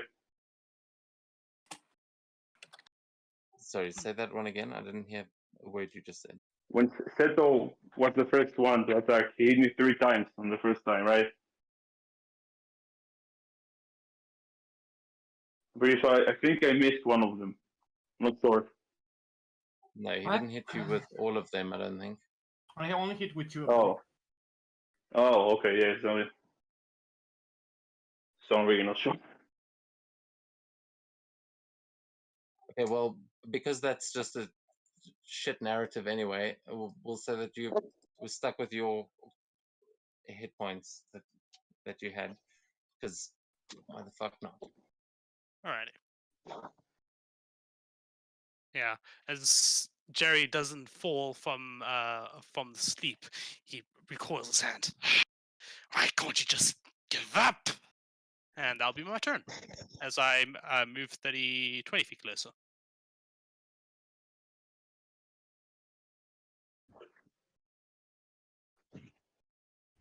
Okay, Jerry, your turn.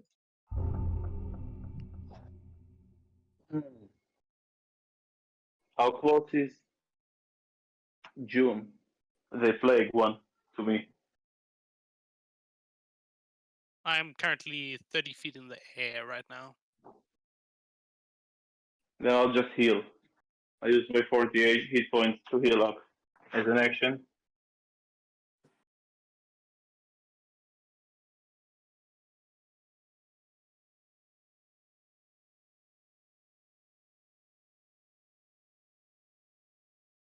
I don't think I have anything as a bonus action. Wait. Did you say 4d8 or 48? 40. 40. 40. My Leon hand. Yeah, Leon hand. Okay, so are you back at 72 now? Yeah.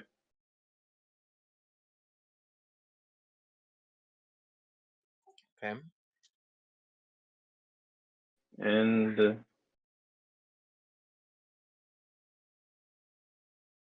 I'll expend another charge from the sword.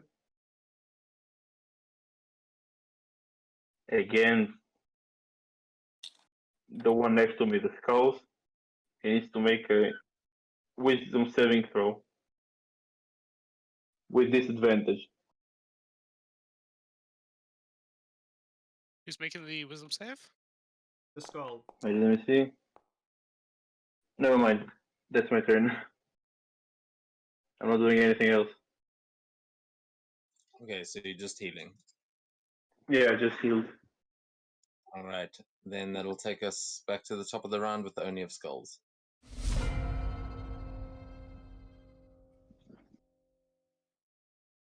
Wrong one.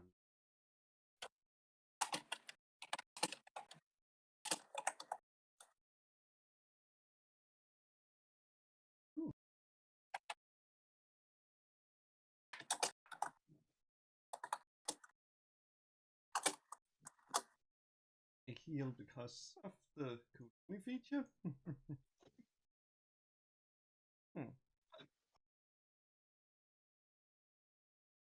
Keep wounds. And good Jerry with.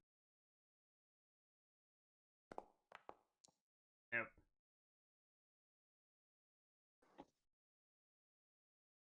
Well, you're looking.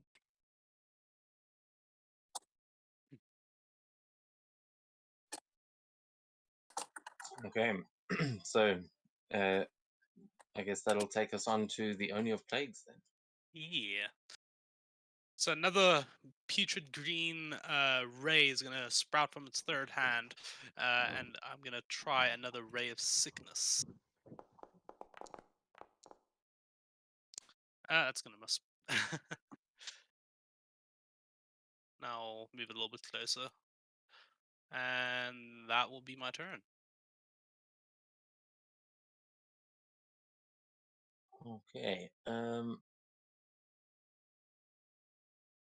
then that'll take us on to Jerry.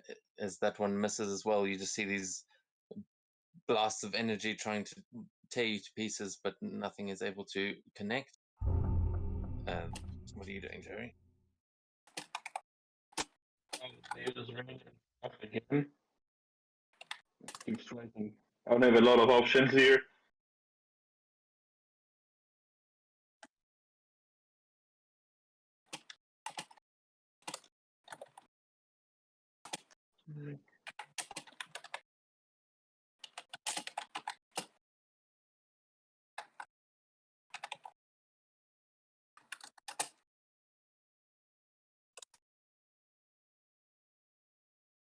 $19. Right.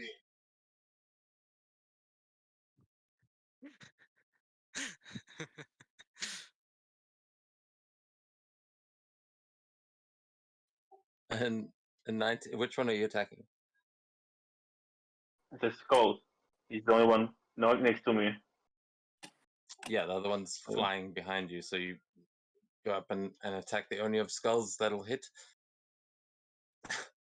No, The Oni of Skulls is trying to dismount from something. I don't know why.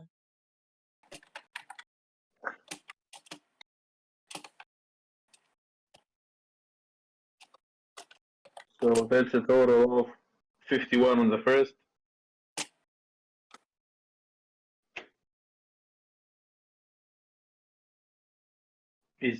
Yeah, I don't think the plague one is within 10 feet. Yeah, no, not at this point.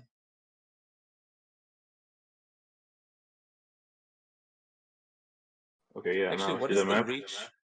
What is the reach of the It's greatsword? Is it 5 feet. okay? Yeah, Yeah. just double checking. All right. Yeah, so you Second slash attack. and doing 51 damage on that first strike. Again, arcs of radiant energy blasting out against the walls. This only takes some major damage from that one. That's your first attack. What are these? Are you 30. doing another radiant Yeah. wrath thing? Yeah, and I calculated the divine smite as well, so it's 50 total. Yeah. Oh shit. That's it. Yeah.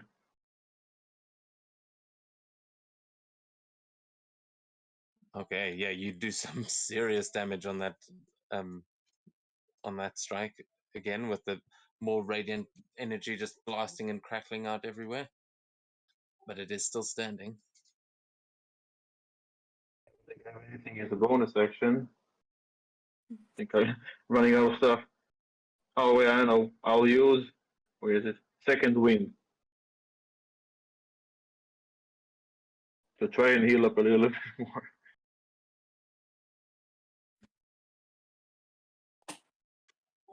Okay. So 9 HP back. Okay. Yeah, you are. That's my turn.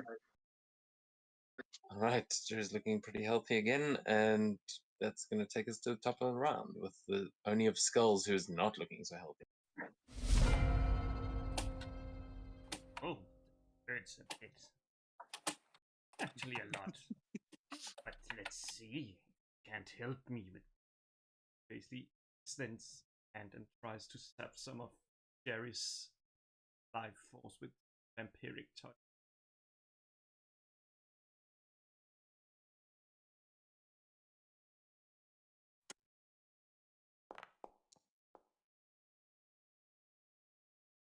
That's a lot of Gonna concentration. save or It's a attack Attack. roll. I don't know why it didn't show your 12, but why doesn't it show? I wonder if I need to roll damage before it goes just right.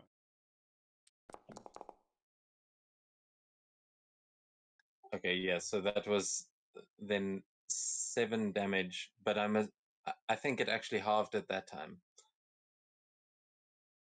so Or 7 how much? damage. What were you doing? What? Vampiric touch means 7. You heal half the damage you get. Half the damage you did to me. Yeah, nice. Okay, so actually no, Cool. it wasn't halved. That was 7 total that you got there. So So you get 1 damage back. 1 HP back you get. I get damage for 3.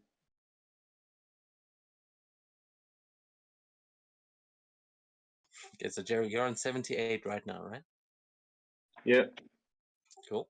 But yes, you start siphoning energy from Jerry into yourself, and I think that you can hold that on each of your turns going forward. So Jerry, Yeah, you it's the start feeling the concentration. energy as you just healed yourself. You start seeing that only that you've just damaged so much start to draw some of that healing energy from you and back into itself to regenerate some of its own wounds. Is that all you're going to do? Only of skulls? And let's not forget the 10 I gained at the start.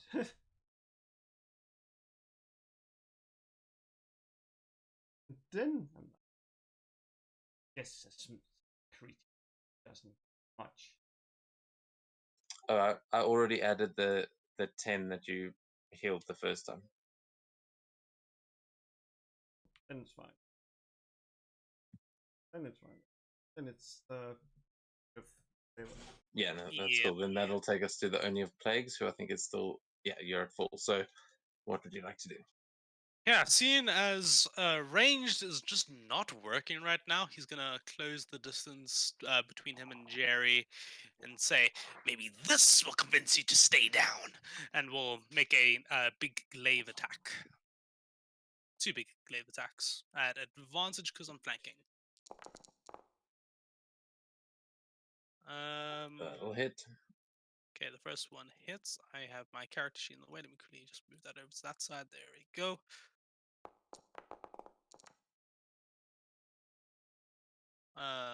It didn't show the damage. That did 11 damage there, but I think that is not halved. So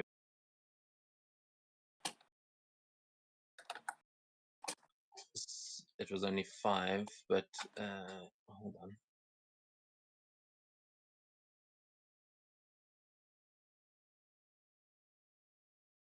Okay, so you're at 73 now, right? After 5 damage. If it wasn't health. Okay, Right. yeah. All right. I'll stop checking, but this bloody thing. Anyway, yeah. So you managed to hit with that first strike, and the glaive does a bit of damage there. And then a second attack comes swing at him. Oh yeah, that'll definitely hit. Man, these damage rolls are terrible though. Okay, so that's 4 damage on that one, Jerry. How much? 4? Yeah, 4. It was 8 halved to 4. Yeah, okay. Yeah, so as this only comes in and manages to get 2 good strikes in, just as it hovers over the side of this cliff. Is that just 2 attacks there? Yep, that's all I can do, and that'll be my turn. All right. So this Oni of Plagues hovering there and slashing into you as the one is trying to siphon the very life from you. Jerry, what are you doing? How far is the plague one from the skull one? He's just behind you. they're Right flanking behind you me. at the moment, so they're both within melee range. In your, But you're I still keep in your attacking the enlarged skull frame. one.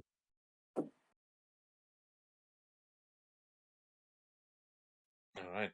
Yeah, the skull one's looking near death. The Oni of Plagues is still looking fully healed.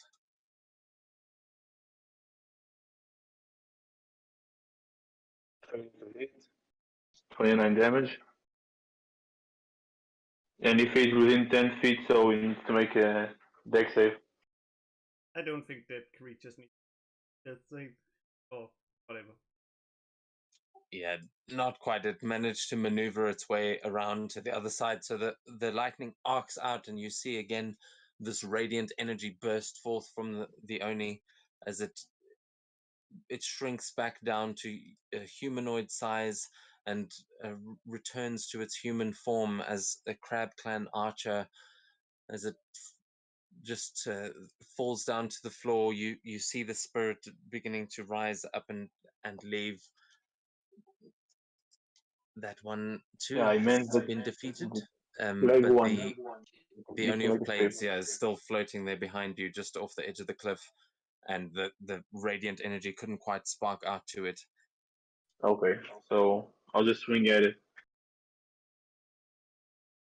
All right, you turn around to face this thing that just cut into you, and you start fighting back. Make your attack roll. This is where Jerry's luck turns because now he's on 69 HP. Yeah, 24 Nice. damage, and 24 that's my turn.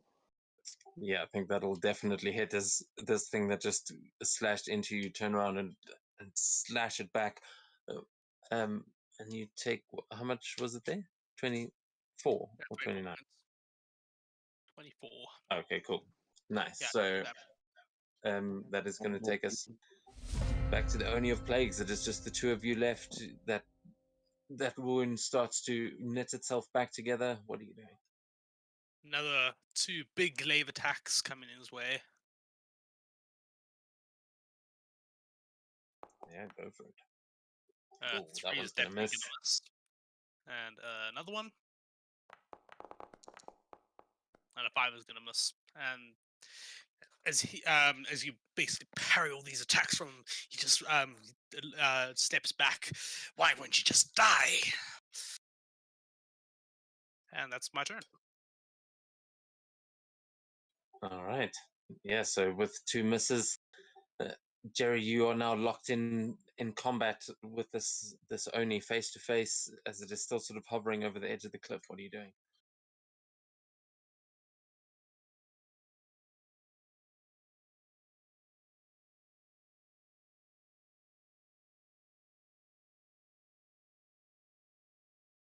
I can jump and grab him. Yeah, you're just gonna like jump, try and pierce him with the sword, kind of thing, or you're just trying to grab a hold and hang on? No, yeah, grab a hold of him, and then if it's an action, then that's it. But if I can attack, I'll start stabbing him while holding him. Yeah, no, I'll say you can do that as part of your attack if you're still trying Yeah, to I make tried attacks. to like. Yeah. Are you just, by the way, how long does that enlarged form last? Are you still 1 still minute. Big Jerry? So 10 rounds. Okay, yeah, nice. Yeah, 1 minute. Yeah, I so forgot to you activate see the. Alright. super buff mouse now just running towards the edge of the cliff. Make your attacks.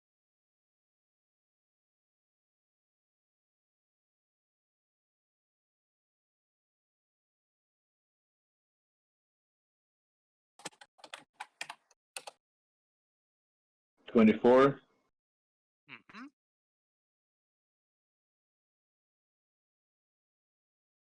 Mm-hmm. And now I'll expend another charge for the. What is it? For another Radiant Wrath, because it ended last turn. I forgot to do it now. I'll do it again now.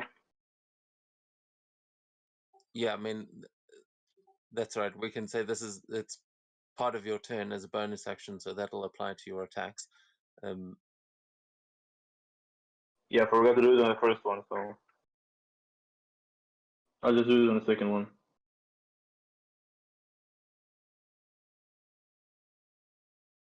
What I'm saying is that it's a bonus action. We can say as you Both of sort of them. as you're doing Okay. this, it can apply to both attacks.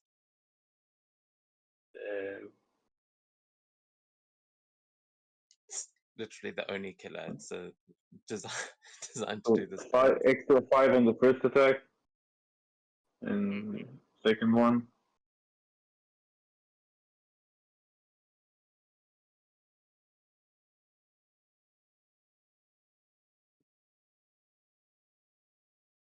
$28. All right. So that'll be. And that's it. Like, it wasn't enough. All right. And with that, you are both sort of knocked back a bit into the air as Jerry leaps onto you and just starts like attacking you with everything he's got. Alrighty. In an attempt to do something, in a probably hopeless attempt, he's going to make 2 claw attacks because the glaive is not the best in this situation. So 2 claw attacks coming your way.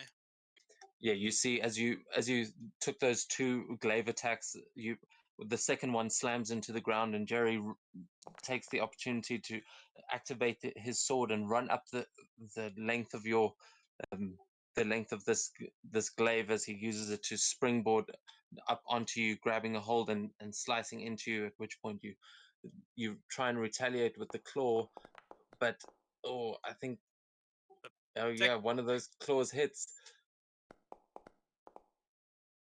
Hey, so that's full damage. So 12 points of damage. Okay, yeah, which reduced to 6. Oh, it wasn't reduced. Never mind. Oh yeah. Also, I gained 10 HP at the start of my turn. I forgot to add the 10 HP. So that was Okay. 48. There we go. I think I did it. Oh, did you do it? Yeah, I had done it, or because it gives me a prompt. I don't know why it's not popping up for you guys. I think it just does it for the GM because they're monster stats. Ah, okay. So I am doing it at the start of your turns. Yeah, we might have. HP in this battle has been a little bit up and down, but okay. So yeah, you managed to claw into Jerry and get a good swipe in there, but I think only one of those 2 strikes landed. Was that right? Yep. Okay. So then, Jerry, it is your turn. You are still you're sort of hanging on to this thing as it's trying to claw at you. What are you doing? Bonus action, Vow of Enmity. Adam. So I get advantage on all attacks Okay. against him. Let's see if I know how to do it with the bot exactly. Yeah, you see Futsunishi as you are doing this, just kind of cheer out as he's like really getting into the fight now, and is kind of happy to see you take down the one that's been trying to win the fight rather than make it interesting. he's definitely channeling that vow of enmity in as this Oni is now sort of on its last legs, even though it felt I like got it it could right. have won. 24. Oh, okay.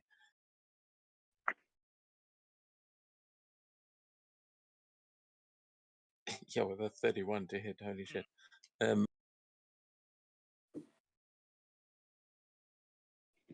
yeah, it's still up. alive, but you guys are now sort of flying through the air, just as you're slashing into this creature. That's your first attack.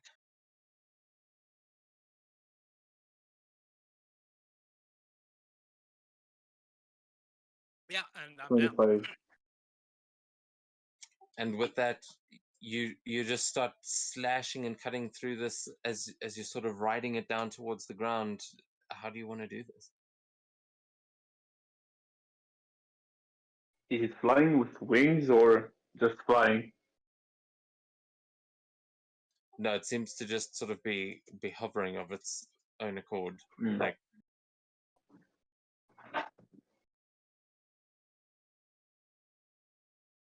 So I don't know exactly how I'm holding him.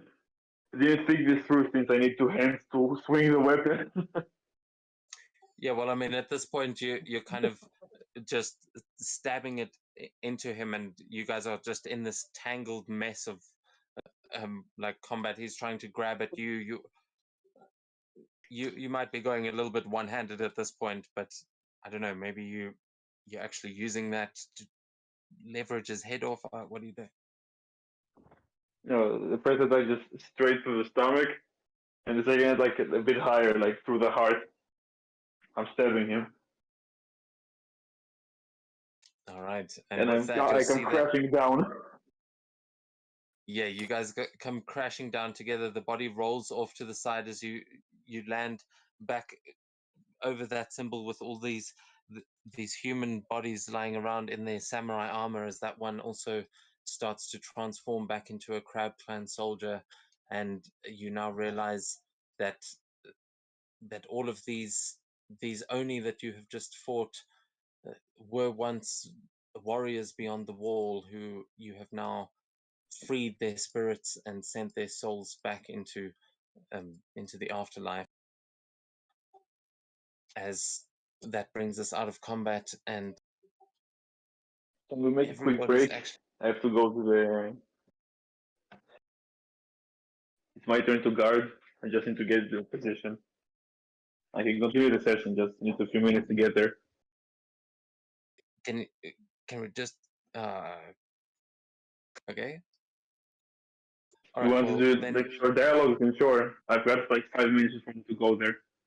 okay. Let's take a 5-minute break, and then we'll carry on with the session. Just let us know when you're back, because now you just got to the climax of the whole thing. And That's the perfect spot to stop. Let's take a break. Okay, be right back.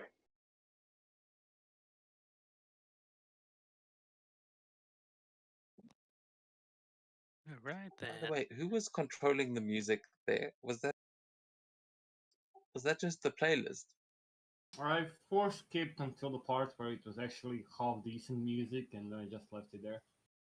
Oh, thank you, because I was like, this is not the music I had planned. I know it's in the playlist somewhere, but this is.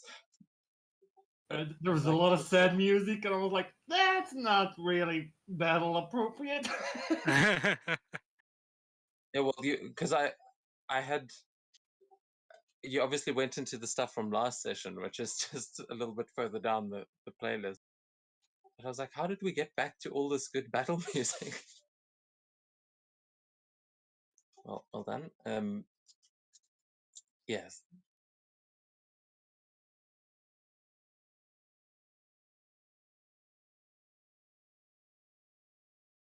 Man, what is with Jerry's rolls though? They were so bad for some reason. They were like Nah. 2s and 3s and 4s and constantly. Yeah, I'm sorry for sort of stuffing your your attacks there, especially yours, Matt.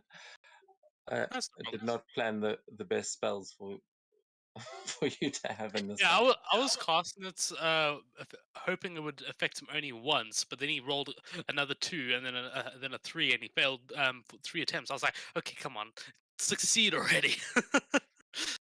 It's like it's fucking Jerry. Like his wisdom is relatively high, you know. Like I think he's got like plus something stupid, like at least +8. Yeah, I think he has around +10. So I was like, okay, yeah, he's probably gonna save. Yeah, If he does this fail was- one of them, he's gonna save in the next round easily. But then he keeps on rolling 2s. Yeah, he's got +10 on a fucking wisdom save.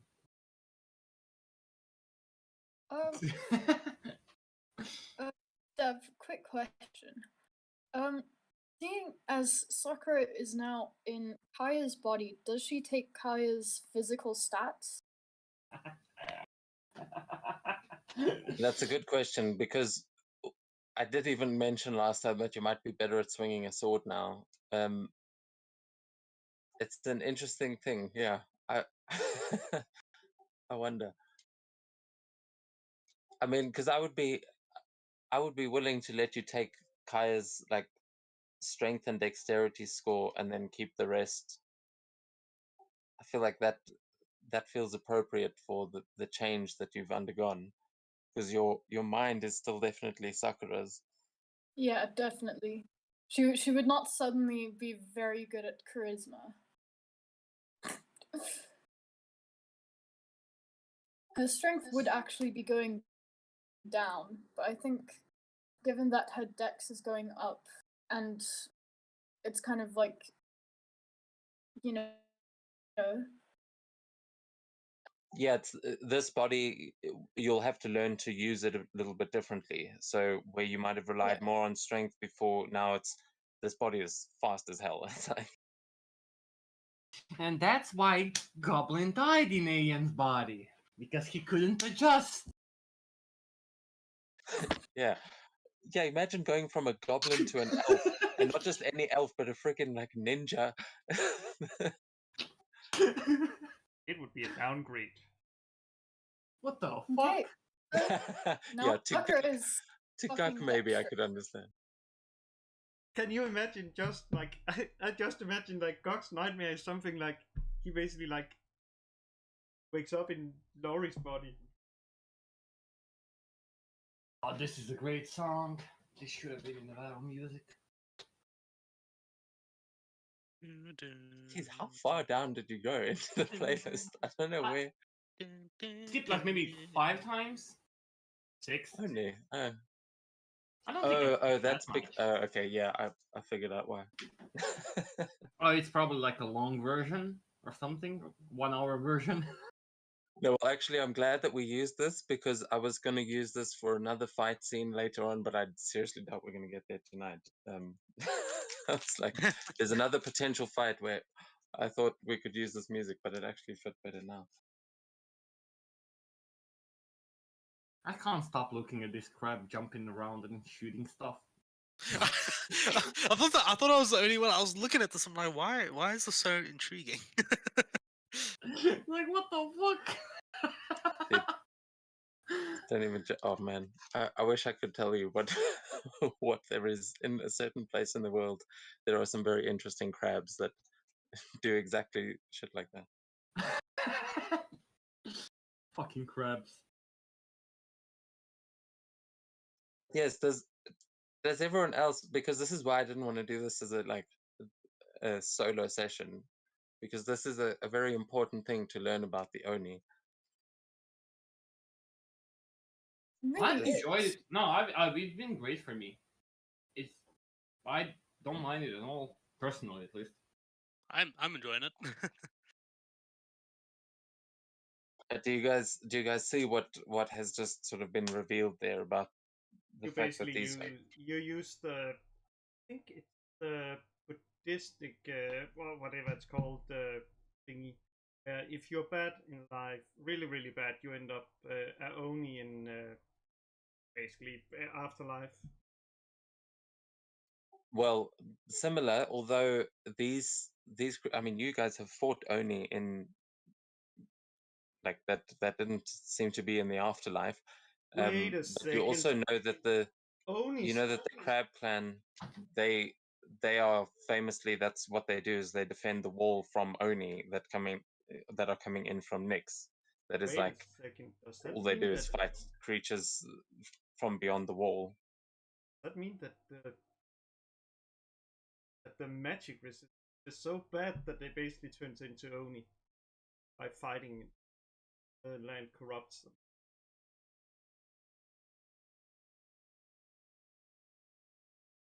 Yeah, that's basically what Jerry's God is trying to explain to him, is that these creatures were once soldiers fighting for the wall, and that in their vengeance against the Oni, they have been turning themselves into Oni through that process. So basically, there have been sons going and killing their own fathers and then becoming new Oni and then fighting their own sons, and it's just been this endless cycle for possibly thousands of years. And The quote is suddenly, perfect. and suddenly you It's understand simple. why I didn't want. And that's actually interesting, considering Astraea didn't really want Ryan to kill his family. Yeah, come again? What? Uh, Say what? didn't you get that? Like, basically, because I think it's Petricide. They turned into Oni. Because they basically got lost in their power and craved more and more power until they turned into Oni.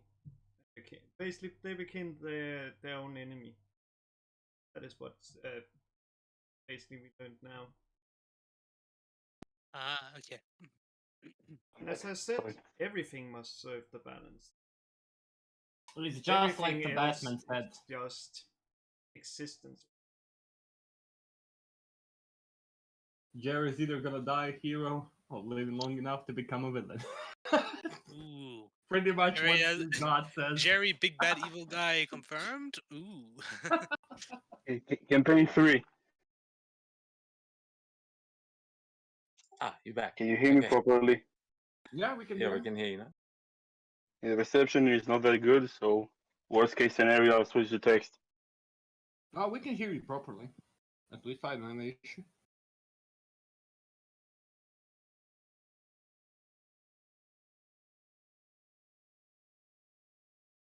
Okay, so as this battle ends, you see Futsunishi kind of clapping as he sits up there and he says, "Do you see now, Jerry? The corruption of this world runs rampant. Warriors who step forth to defend the walls are being consumed by their vengeance and unknowingly becoming the very enemies they swore to destroy. We must end this vicious cycle once and for all. The Emperor believes that the world must be cleansed in fire so that purer souls may build it anew. But why should they all burn? It is he who conspires with the Archduke of Avernus. It is he who has become corrupted and now spreads his disease amongst the people. Now, he chooses a child as the new shogun? No, we believe there is another option. A way to cut the cords of corruption that bind these wretched souls to their damnation. We will go to war with the devil. The hells of Avernus will pay for defying the natural order. Balance will be restored, and you, Jerry, will be my greatest weapon in the battle to come."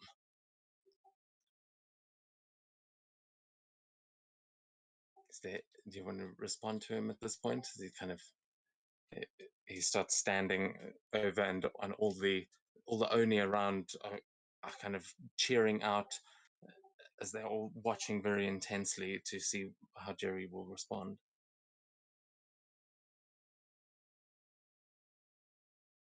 If this is your will, then it will be done.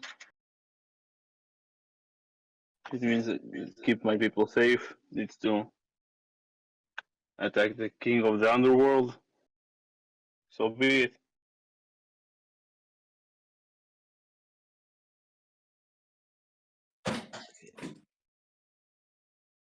I am back. We're about to go fight Ah. Satan, boys. Woo! Oh, So he then carries on and says, "This year, at the Iranian Games, you will call upon the Mother of Dragons and crush her before the eyes of the gods and men alike. Then they shall know my power, and you may return to the safety of the grove which I have prepared for your people. You, Jerry, will lead them into a time of peace. But first, there must be war. That is the natural way. Stay true to it, my son. Fight for the gods, and the promised land will be yours. A safe haven for all small folk. You are powerful, but it will not be enough to stop both the forces of hell and the elder elemental threat which we all face. You will need help, and the Titans will provide it. You have awoken one soul already, the spirit of the mountain, an ancient copy of Primus Code. But be wary. Without a body, it could begin to corrupt itself.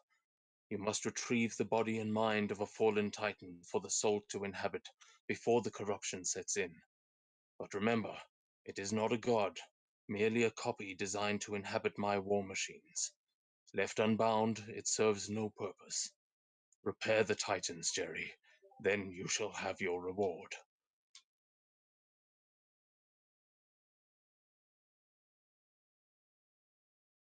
Oh no.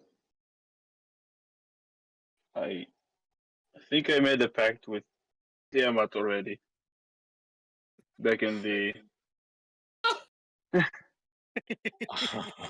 He laughs and says, I am aware, Jerry, and I understand that you were confused in those moments. You had lost a friend, but this is something that we will use to our advantage. That is how you will call upon her in the Iranian Games. Gain her trust, and gain the trust of those worshipping her in this world. That is how we will bring her to her knees.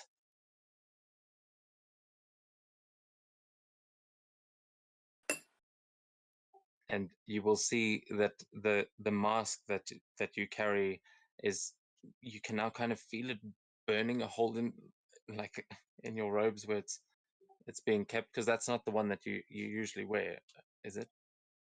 No, I'm not wearing Yeah, it. so you can just feel there's a sort of heat coming off of that mask, but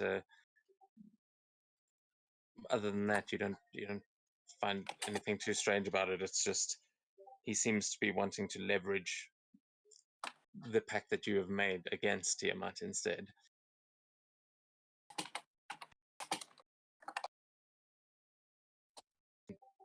With that, he, unless there's anything else you would like to say, the Oni will begin to wade back into the fire and towards the burning city within the rift. What about Lorifax? We've been encountered her already like twice, and from what I know, the Dragon Queen and the King of Donner are fighting her. Wouldn't that mean that we're helping her? She causes as much corruption as causes corruption as well. Is she the lesser evil here? Give me a persuasion check.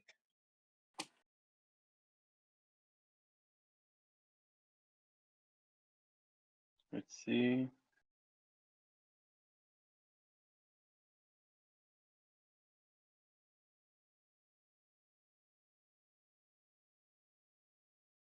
$22.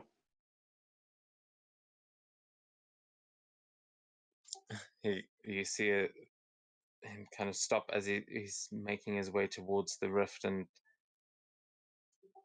says, well, yes, the masked one could become a problem, but you know, the enemy of our enemy could be our friend. Perhaps her evil can be quelled as well. Do not worry, Jerry. Once all is said and done, it shall be us that rule in her stead.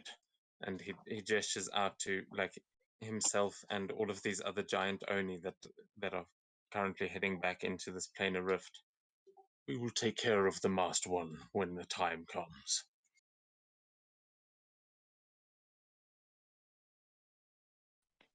I bow and go through the portal.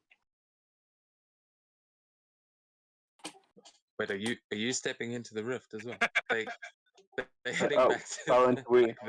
Wasn't I teleported to there? Yeah, well, as the Oni are sort of wade back into the fire and back towards that burning city, you see that the flames of this pool that they are walking into start to just flicker and shift, and as all of these monsters go back, I'm going to change the map for a second.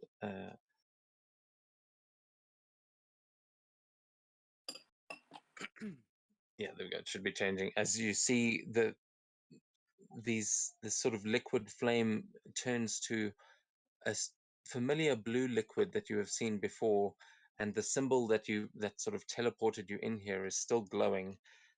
So would you like to just go and stand back on that symbol, or you could also see there was an entrance to this cavern that you were fighting next to earlier, but if you just want to try and step back on that symbol, that is currently where you still are. Yeah, just stand there. All right. Yeah, so as you step onto and you allow the magic to activate, you see a blinding white flash of light that emanates from the symbol, and when you open your eyes again, you are standing back in the forge with your new blade in hand. It is getting late, but the others should be getting back any minute now. Where would you like to meet back up with them?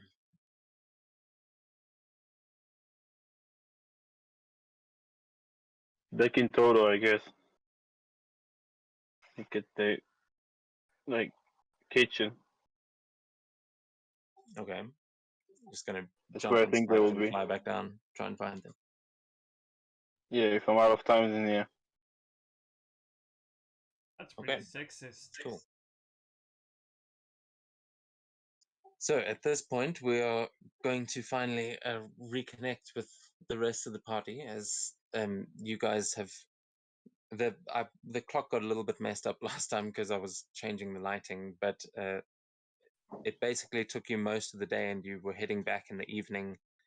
You'd be getting back to Toto itself, yeah, a little bit later in the evening, in the beginning of the night. Where are you guys heading? Are you going back into Toto or back to the bathhouse? Where are you going? Question is, much time is left of the day? And of course, I most likely are gonna light the mask and Ow! Thanks. a bad idea to wear it. I feel like in Toto. But how much left of the day? Yeah, it's probably about 8 o'clock by the time you actually get close to the city again. Everything is, well, no, maybe about close to 7. It's things are winding down. People are starting to pack up, and um, the city is starting to quieten down again. People are finishing their training.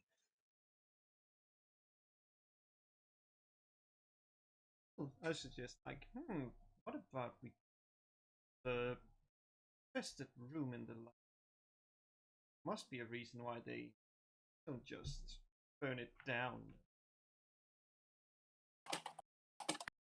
Why, Astraea, the bathhouse sounds like an excellent place to go to.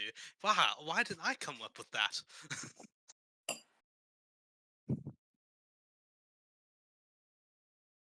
I can That's clean what it June and says. then I can summon the bat.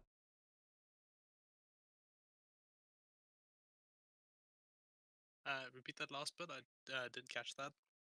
I basically turn and say, yes, we can summon. I can summon the bathhouse after cleaned the festive room. Is it 8 p.m. or 8 a.m.? PM. Said It's 8 You guys have p.m. been busy the whole day. You guys have just resurrected Sakura, and you're heading on your way back. Everyone's pretty tired at this point. It's So yeah, I've it's met getting up. to the later evening. I'm meeting them right now, or are they still without me? Well, you are now currently flying off the mountain back towards the city. You can give me a perception check to see if you can see them making their way back, because you said you were going to go to the kitchens, but you might see them approaching the town from the air. Yeah, with the 17, you see a little a small group approaching, still with the old man with them, and you can see that the fox girl looks kind of strange, but you can see your group in the distance.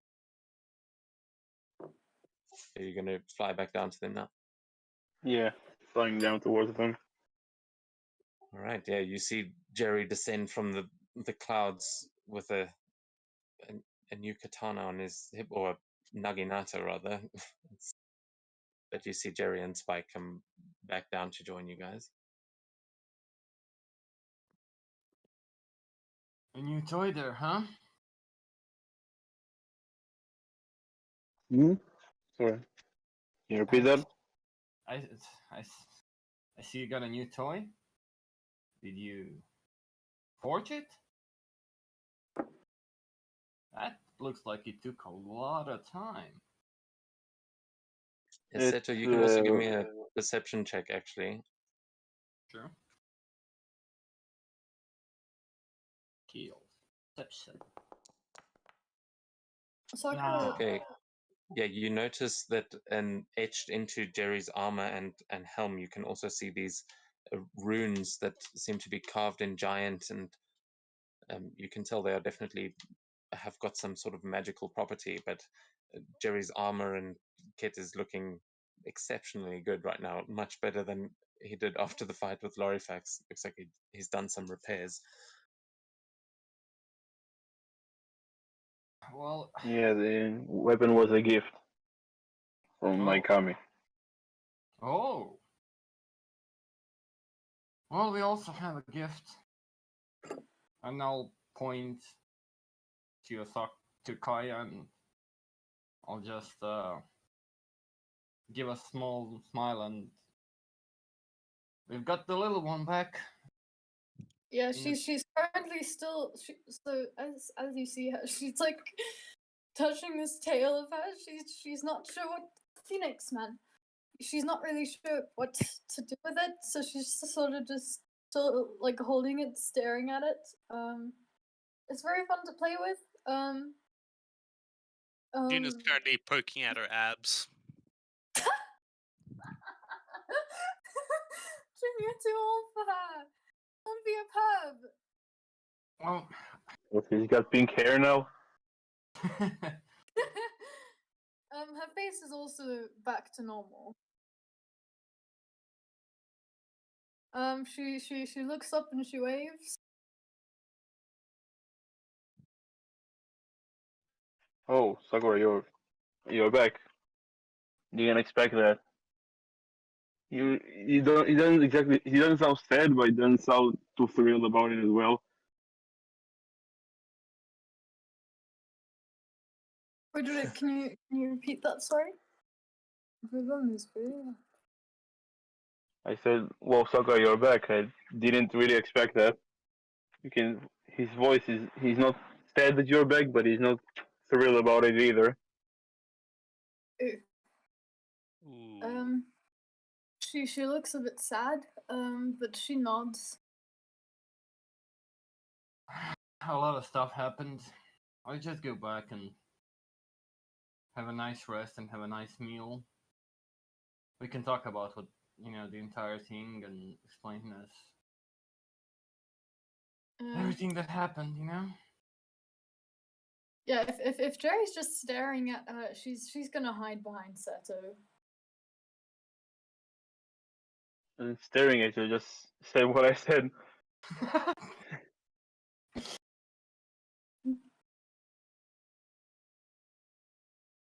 And guess we're moving back, going to Toto. I was thinking more of just crashing into the bathhouse, but if you I guys really don't mind.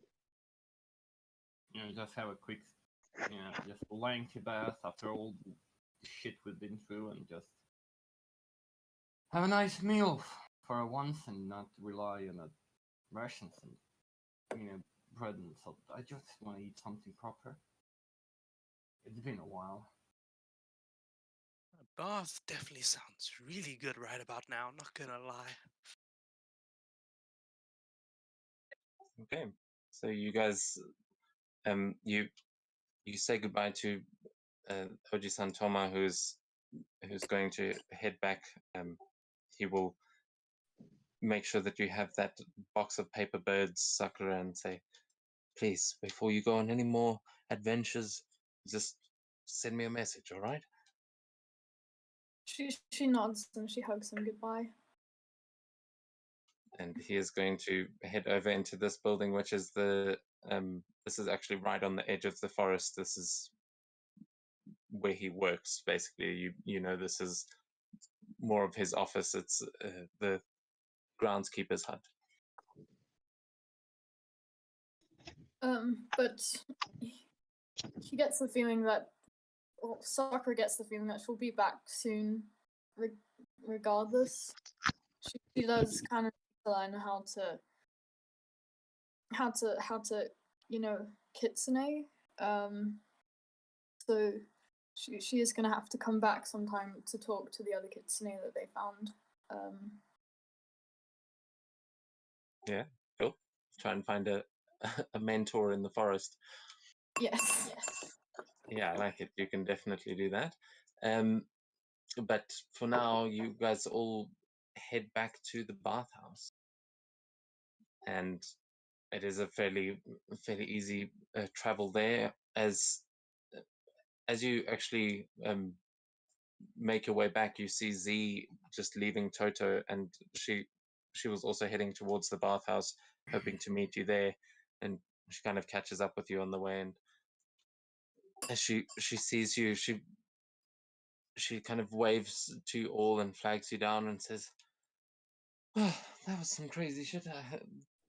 General Max seems to want to give us a promotion for winning a war in the star. What the hell?" And June is currently just pointing at Sakura right now. Yeah, she just kind of she immediately, as she's speaking, she looks and she narrows her eyes. She goes, Saki, is that you? Oh my god! And she just runs like full speed and like picks you up into a hug, just kind of spinning around. She seems completely delighted to see you, but at the same time very very confused. She's like, "What the hell happened? What? You've got tails? What? Wait, is that you?" She nods. She doesn't really know how to react. She's not much of a people person, so she kind of just awkwardly pats Z and nods. Hi. How have you been? Well, I mean, pretty shitty to be honest. After you died, it's been the most depressing shit I've ever experienced in my life. It was almost worse than losing Kit. Well, how? And she just looks around to everyone else, and she says, "Oh, well, all right. You can tell me at the bathhouse. Holy shit!" And she seems quite taken aback by what's happened. But you will be able to sort of explain things to her as you all arrive back at the bathhouse. And you see the major domo sitting there at the main desk, and as she looks up and just gives you a polite smile, greeting you all. "Ah, welcome back, Lord Seto. Your guests are, well, they're still here. They said they wanted to find a portal. Not entirely sure. They've been taking samples of the bath waters. It's very strange. You did write that letter for them, didn't you?" Yes, I have. My apologies for getting you involved into all of this. I'll go and handle that. Could you Oh, no. please just prepare the biggest feast you can, and don't worry about how much it will cost. It will be taken care of. We kind of need just a huge celebration and a party. It's been a long trip. When Sakura sees her, she does a bow and she says, "Ohayo gozaimasu, Shiri-san." As she greets. She says, "Good evening, miss. Welcome to the bathhouse. Are you part of the party?" And she seems kind of confused. Like she recognizes some of the people, but currently June and Sakura seem like strangers to her. Oh Oh, yeah, what? June hasn't actually met her yet. June hasn't met any of the staff yet. Oh, Yeah, more she people to knows torment. Sakura. Hell yeah. She knows Sakura. She looks at her strangely. We've met numerous occasions. Um, do you not remember me? I'm afraid not, miss. Ah! I do not mean Oh. to offend. We get many. It has been so busy here over the past few days. Now that we are open again, I do apologize. Uh, my name is Shiori K. It is a pleasure to meet you. And she will give a bow, or meet you again, I suppose. Jin will walk up to her and like, kind of poke in the arm and say, "Come on, how many pink-haired girls do you even know?" Wait, Lady Sasaki? Oh, oh, I beg your pardon. I did not recognize you. That is quite the new magic you seem to have learned. As she sort of looks at the tails behind you, and a lovely haircut, I must say. I do sincerely apologize for not recognizing you. And she just starts bowing profusely, like, And aside, come myself. Give me a sec. yeah, exactly. Sakura is also she's bowing and bowing. She's like, no, it's my fault. I kind of died and then I came back in a different body. It's all my fault. I'm sorry. Yeah, she I had her should never brain say sucked out. It was to you." pretty bad. The way you say that, just like, oh, she had her brain sucked out. By the way. She just Well, her face goes sort of like almost cartoony as she's just looking at you with this like what? But don't worry, the brain is back, and I knock a knock on Sakura's head. All, however much grey matter there's supposed to be, there's enough now. All of it is back in. Well, I'm very happy to see you restored, my lady. I'm sure the baths will help ease any tensions you still have. And you, miss, would you mind signing in? I don't believe I've met you either. You're not you're not one of the others, are you? And she's like trying to figure out if maybe she has met you, and she just doesn't recognize you. She feels kind of embarrassed now. I just want to quickly double check. I met her with the mask on. Possibly, but like very briefly, you might have sort of passed by it. You haven't really spent much time in the bathhouse. All right, I'll say, oh, maybe this will jog your memory, and I'll take out the mask and put it on. Oh, oh, yes, my lady. I'm sorry. I had not seen you without your mask before. This is a this is a tough day for me. I'm very sorry. Please, uh, um, I will bring you to some extra. What do you like to drink? Uh, I will be preparing a feast, apparently. So, anything I could prepare for you, especially? As I take the mask off again, I'll switch to the the other look I have. But it's no, not shame. going. I'm gonna mess with so many people with this. No, Um, not Sherry. She's the sweetest bean. I'm messing with people. It's just in their nature to do that. Wait, for some reason it's not Shame. allowing me. Wait, so if I press that and then that. Oh, okay, it's not allowing me to. Okay, I was trying to switch Yeah. to the other one. So just yeah, because this is actually something all of you will probably need to know. Um, Between you'll see at the end of the row you should have a delete or reset token button. Should be a little skull. Um, that will reset the animation. So yeah, unfortunate June. If you want to change the default token, we can do that because then that'll be the one that it always switches back to. Is the one with you in the mask. Yeah, I'm trying to switch to the other one, the one that Yeah. says wear remove mask. So just click on your token and then say delete filters on selected or reset the token. And then when you click on the transformation, it should change you into that one. I don't have that option from the looks of it. Oh It wait, should there. be the last option on the row, yeah. Yeah, I got it. So if I switch to that one, there we go. Aha! There we go, yeah. Yeah, as I take off the mask, I change into that form. Lots of sake, please. She looks. She just kind of takes a step back and she goes, "Yes, for you and me both, I think." Yeah, and she just kind of gives a bow and says, "And tea for you, miss." Oh, is she asking me? Yes, she knows that you are famous for your tea, but you can see she's kind of nervously looking at you now, just confused at whatever the hell's happening. Every time June puts her mask on and off, her face is changing, her whole body's like shifting. It's kind of weird. Sakura is taller now, so she just like reaches out and flicks June's forehead and says, "Don't do that to Shiori. Shiori is very, very nice. Don't be mean to her. Sorry about that. I'm just take care of teasing. it. I'm trying to be funny. I'll take care of the tea.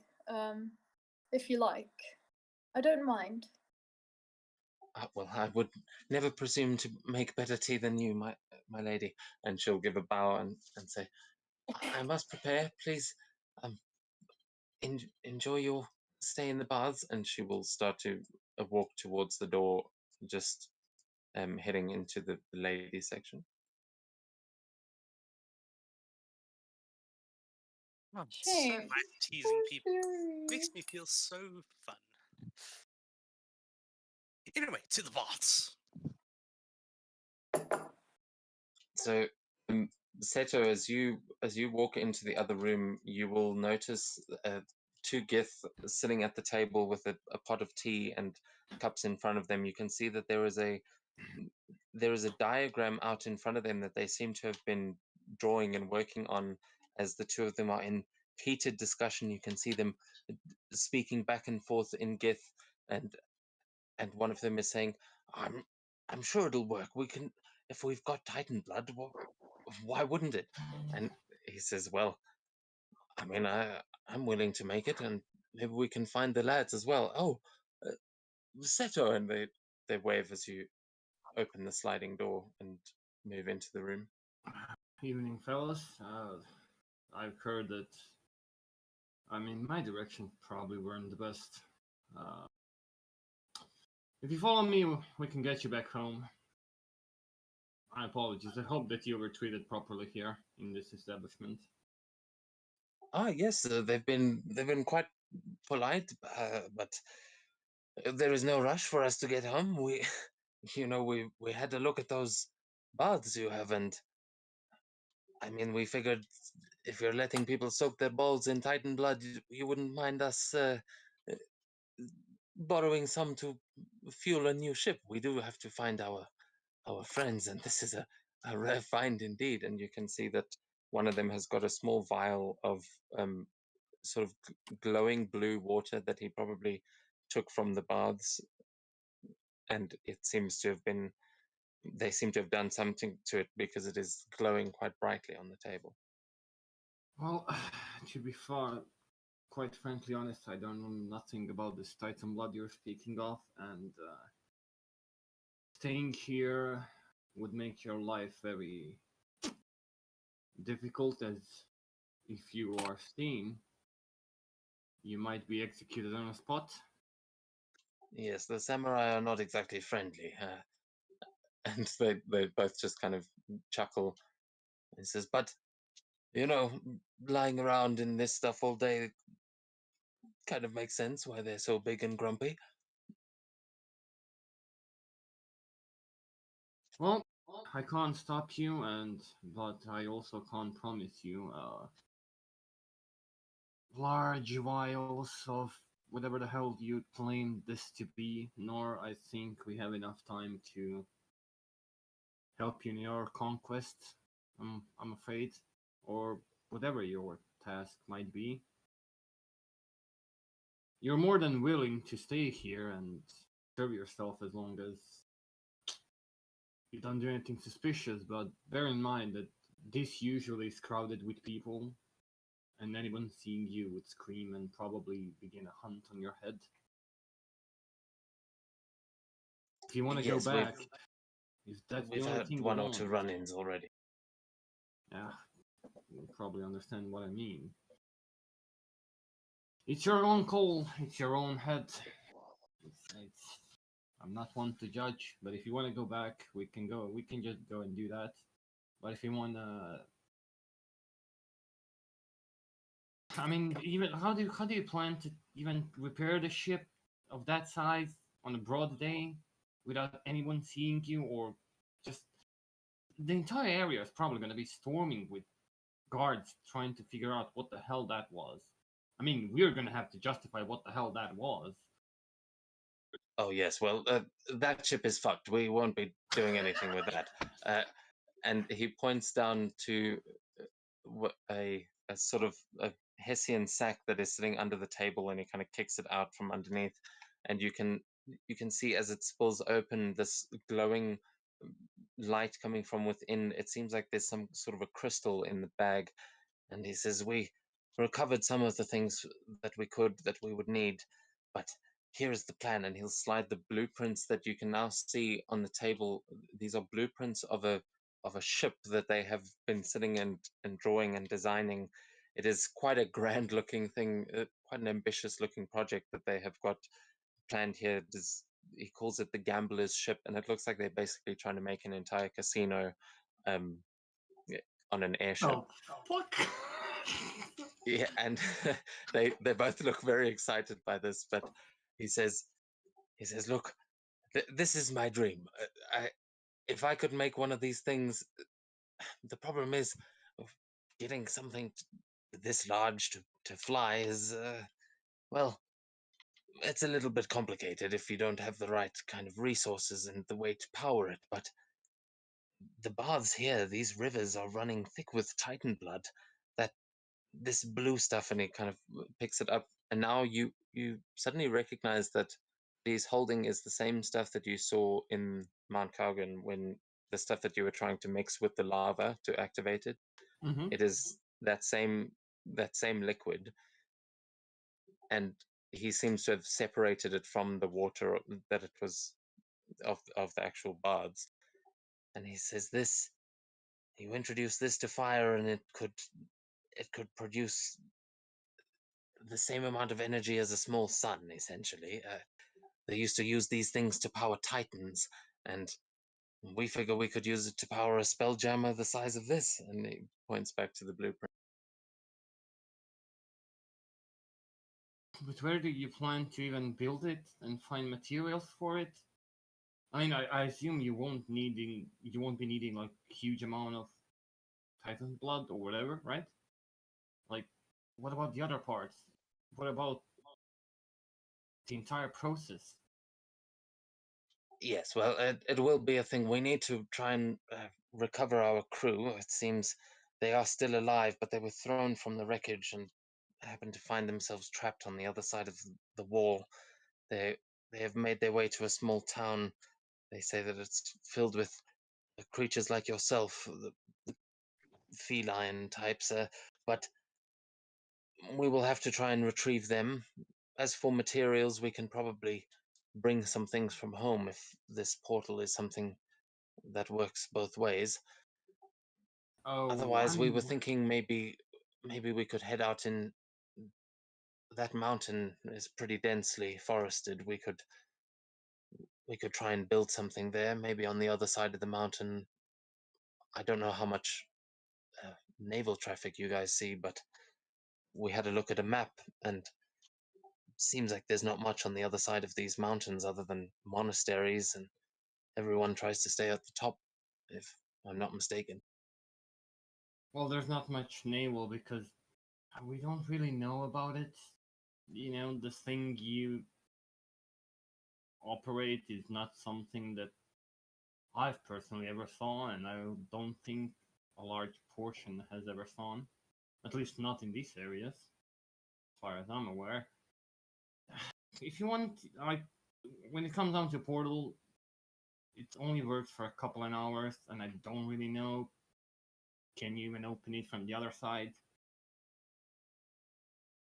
We didn't really explore it to that extent. We know that it opens up to a certain point and it closes after a certain, amount of time. But I mean, if you want to try it, Oh, we were under the impression that you had just hidden a teleportation node away. So you see, we have got a permanent teleportation circles near our home, but we could use that. It's just a case of understanding which constellations to input, so we could get back. But if it's not a teleportation circle, then perhaps not. But still, we do have ways of getting back to Kaiya. Perhaps somewhere else then. And they kind of think to each other, giving each other a few looks and trying to figure out where they might be able to find a hidden place to build a ship. Well, if you do find, I'm certain that one of my comrades can probably provide you with a teleportation circle or whatever that hell you're talking about. I'm not really the best to talk about all of those arcane stuff. If you want to do it, I'm not gonna stop you, but hopefully you understand that if you ever get found out, I don't really want to get associated with you. We did help you guys and all, but down here, it's a bit different, you know? Oh, yes, absolutely. We do understand. We do not wish to cause any trouble for you, and we are eternally grateful for what you have done. If you ever require our aid in any battle, we owe you big time, and we will definitely see to it that that is done. But with the gold that you have paid us to get here, I feel like we may have enough to actually start something anew. And now that the ancient elder is defeated, well, I think it's time to take some time for ourselves. But we will not take up any more of yours. We thank you so very much, and if you wouldn't mind us perhaps just, well, we can leave tonight, in fact. No, That's all right. there's no need. There's no need. You can stay. It's already late. We won't be having any more visitors. You can leave in the morning.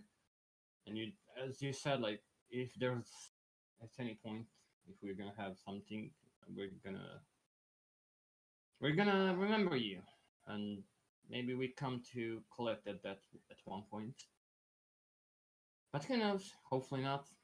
And I wish that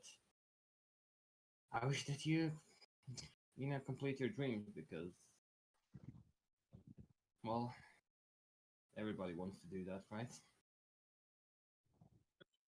Well, thank you, Seto, and they will both give you a deep bow and just very gratefully sit back down and go back to their tea and conversation. They seem like they will be very happy to take a rest here for the night. Sorry, I didn't realize you guys couldn't actually see anything in that room. Oh, no problem.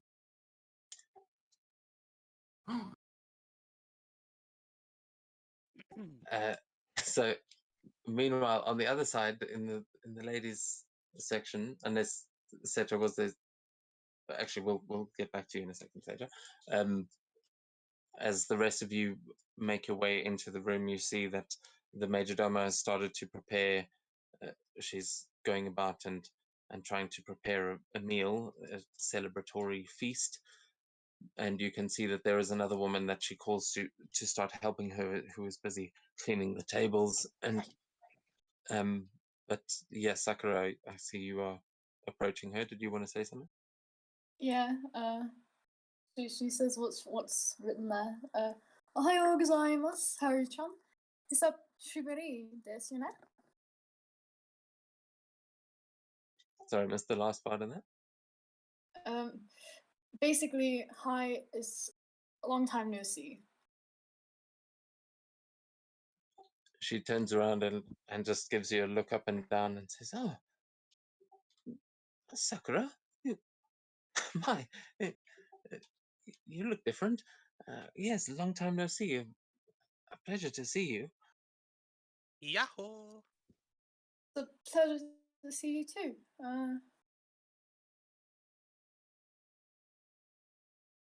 And she goes a bit red as she asks this. She asks if she's seen Atsu, which is her twin brother. Yeah, her brother.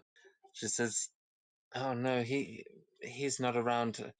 I heard he was going after some girl at the library. She's some sort of alchemist or something. I haven't seen him all day. I'm sorry." She says, "Oh, sounds a bit sad, but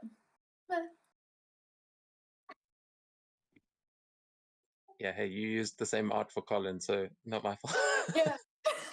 Okay, but that is a different world. Okay, Alicia does not Atsu- exist in this world. Look, Sakura. I don't think you should waste your time with that brother of mine. He's just a simp, is all he is. Really, he. Also, quickly, don't you think it's weird that Alicia looks like his sister? Like, no, it cannot be like that in this It's world. hilarious. Oh my god. Oh, so you've met the girl? Yes. I thought that was really weird as well. Like, what is that? Some kind of like Freudian? I don't know. I think he needs therapy. Honestly, I told him he should stop drinking. But maybe it's that. I can't really honestly tell you, Sakura. Jun will walk behind Sakura and just whisper, just loud enough so Haru-chan, yeah, just enough so she could hear this, and she says, "Sakura, when were you gonna tell me the Starvia is so cute?"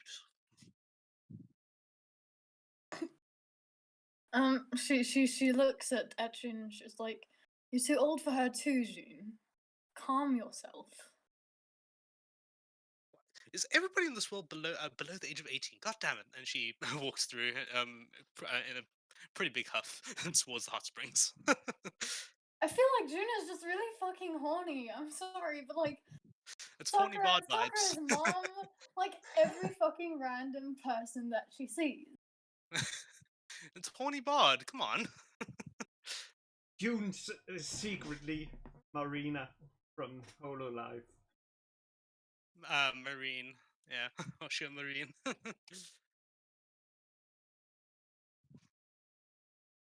So yeah, she sort of blushes and says to you, Sakura. She's like, "Oh, who was that?" That's my friend June. Don't mind her. But you know, she is really nice. She's nicer than she seems. Well, I mean, she seems nice enough. And she just sort of packs up the cloth that she was using, and you hear the major domo kind of shouting, just saying, "Hey, get in here! We've got a feast to make." And she goes, "Oh, I'm sorry, my lady. I think I'll have to go and help her out, but I'll see you later, I'm sure." And she gives you a little bow and then heads off to go and help with the feast.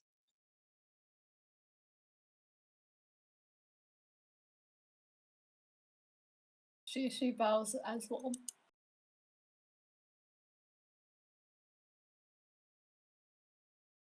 So, as Jerry, what are you doing during all of this? Because I just realized I haven't moved your token, so you're still in the reception. Did you join Seto as he went through, or was there something I else you just, wanted to do? I just walked straight to the pools. Nothing special.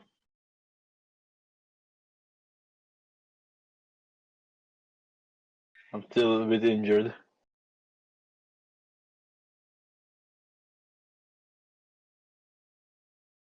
Okay, yeah, you make your way outside as. I'm sorry that smoke is green, Seto. I just I I programmed that in when it Fine. was in black and white. I couldn't tell. It's It's like, oh. fine. But anyway, you see, as you walk out, you see there is a monk busy packing his things. He seems to be about to leave the bathhouse, and you see that Seto, I think, has just climbed into one of the pools. Is that accurate? Yeah, What does he just- see? Seth? Yeah, check. Seto, like neck deep into the water with hands and like leaning on the rock and just smoking a pipe, just chilling, having a finally bit of rest. Yeah, I go in a different pool.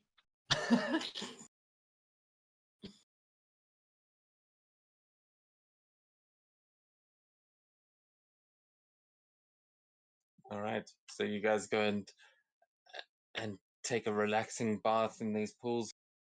And as you are sitting there, you see one of the pools at the far end. You see this large-looking guy climb out of it, and he's carrying a, a pot of tea and a bowl sort of on this long stick over his shoulders. As he gets up, and you can see he has clearly been soaking in here for a while. You've actually seen this guy a few times coming into the bathhouse. He's one of the regulars, but this like sumo wrestler style character that kind of comes dressed all in blue robes, and as he makes his way towards the entrance, he just gives you both a nod, and he says, "Oh, thank you for the baths, Master Seto. Well, better than ever, I say." And he's just like taking these lumbering long steps as he heads back towards the bathhouse. Seto would just nod. Wouldn't really say anything. You see, he meets up with the other monk, and they both start heading out for the evening. He barely fits through the door, but he kind of squeezes his way through, and you see him just leaving this trail of like this. He's kind of covered in a towel, but he just leaves this wet trail all the way through the bathhouse and back out.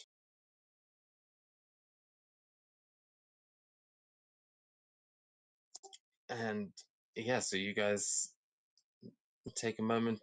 Well, you take some time to go and relax in the baths. Is everyone doing something similar on the other side? Yeah.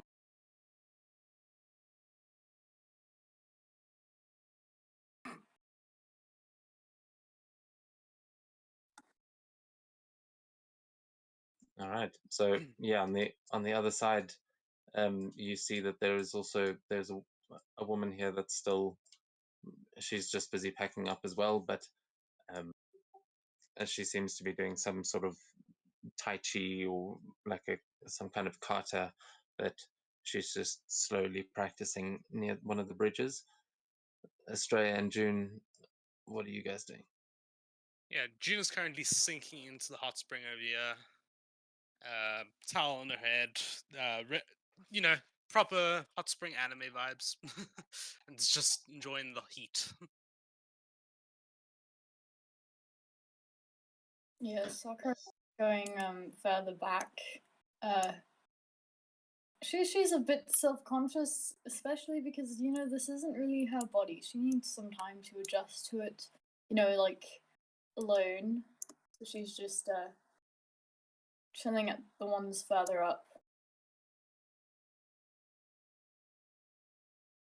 Okay, yeah, you take some time to now try and figure out just who it is you are now, and like whose body you have inhabited. There are some very strange feelings, like your senses seem to have changed somewhat, as if more akin to that of a fox, and yet you do feel alive again, faster and even more powerful than before. There are still some missing memories for you of the sort of gap between what happened after your conversation with the emperor and actually waking up in this body. But by this point, as you are sitting in the pools, all of the memories from your journey through the afterlife start rushing back to you, just except for those last moments.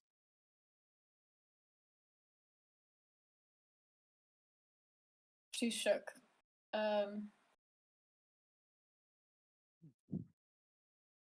She sort of like takes a while to sit and contemplate and try and figure out what the fuck is going on. I What say you she do probably also, a good while in the bath. yeah, you will also feel that the water of these baths is so like refreshing, and the warmth is so inviting.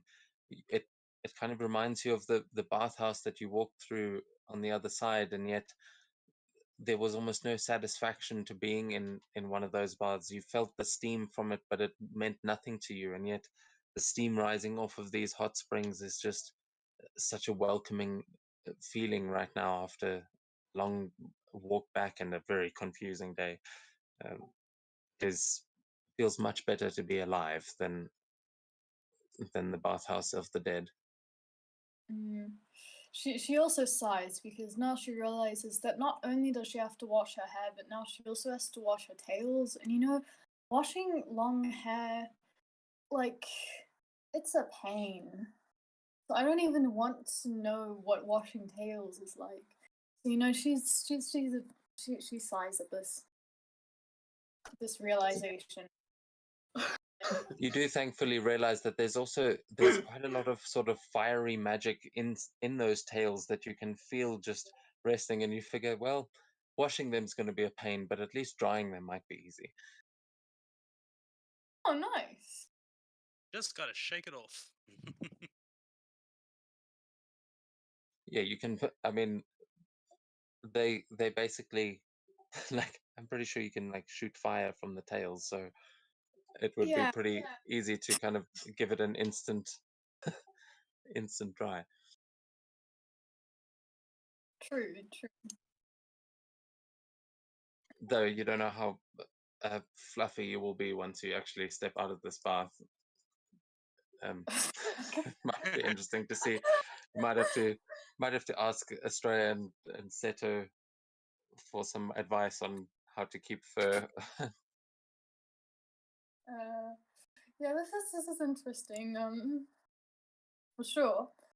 But yeah, she spends a good while there. Yeah, and as you guys all take this time to soak in the baths, after a little while, there will be a call to the house as the majordomo finishes creating a hero's feast for you all and she comes to each of the doorways and says to you, she says, dinner is ready, you can um, meet in the lounging chamber, please. And she just gives a bow, trying to be respectful as she calls you all.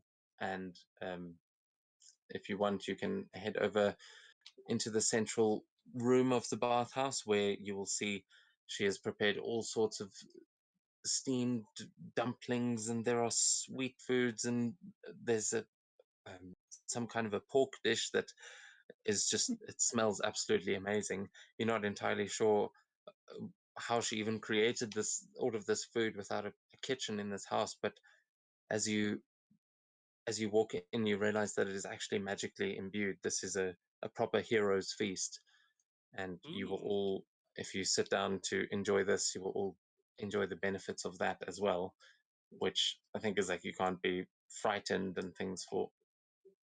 There's a couple of nice benefits to it. Thank you. So I guess she sort of she comes in looking shook. I don't know how else to describe it. She just looks completely shook. As she goes and sits next to Seto, she's like, "Hey Seto, I kind of remember more of what happened when I was, dead. Um, I think I might be the next shogun. Maybe." Z walks in with a cup of sake in her hand and just spits it out as she walks in. She goes, "What?" Saying You sugar, what? She's saying this really quietly so that only Seto can hear. Seto's her favorite. Would the 29 passive perception be able to hear Yeah, that? It's a very small area. Yeah, no, you can you hear. Yeah, basically she isn't intending on hearing in the conversation, but when you say next Shogun, she's busy drinking sake, and she kind of chokes on a bit and just coughs a bit and doesn't say anything. She's I'm pretty shocked by it, but no response comes. And she just looks at Seto. Well, I'm supposed to be some kind of a inheritor of the entire Phoenix clan as well. You know, not always believe this stuff, and just be who you are, not what some creatures want you to be. If it's destined to be, then it's gonna happen. If you want it, it will happen. But if you don't want it, then there's no point in busting your head and continuously force stuff that you don't want to do. You've been given a second chance. Just enjoy it.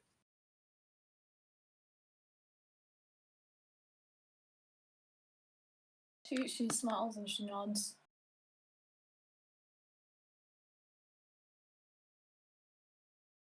Anyways, she fuck happened in the town? Oh yeah, well I I spoke to General Mack and gave him a little report. I didn't exactly want all the samurai of Toto coming after you for the funeral. There were some people that were pretty pissed, but I guess they're going to be pissed at me now. They'll think I lied. But yeah, you've got some fans here in Toto, Sakura. And yeah, it seems like we do too. General Max said that we're all going to get a promotion for uh, apparently Daichi's son Kenji. He found an astral shard lying in the crash site, which Daichi's very excited about. I don't know what it actually does or anything, but uh, yeah, I told them that we basically ended up on the moon and that there were aliens, but we've stopped them. I mean, and she just kind of gives a shrug, like she tried to explain it, but she's not really sure how well they understood it. Well, the important thing is that at least there's no bounty on our head. As of now, at least. And we have Jin back, and Jin gives Sakura. Sorry, we have Sakura back, and Jin gives a head pat to Sakura. She grins. Is there mochi on the table that Sakura can? Yeah, absolutely. She manners or Wow.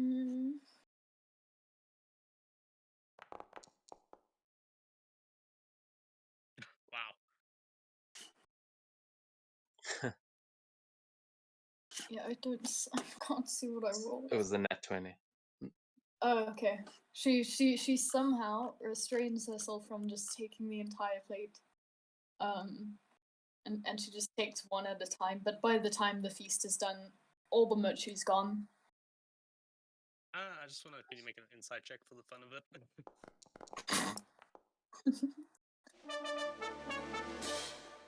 Okay, would a 20 insights to I'm asking you, Sakura, would a 20 insights tell me that she really wants to eat the mochi? Yes. Mochi is her favorite. You can tell by the way she's looking at it. The tails are like wagging back and forth. She can't even control it. Yeah. Like she's totally unaware of it. When you're Yeah. busy trying to stop yourself from eating the mochi, Jin very nonchalantly pushes the plate closer to you and pretends to be in conversation with someone next to her. Wait, how many tails does Sakura even have? 9 or 5. 5? God dang. Yeah, she has That's a lot of. a lot of tails. Yeah. And I'll Well- also use my I'll use my awakened mind feature to quickly speak to the head of the bathhouse and say, "Hey, can you bring some more motley for Sakura? Thanks."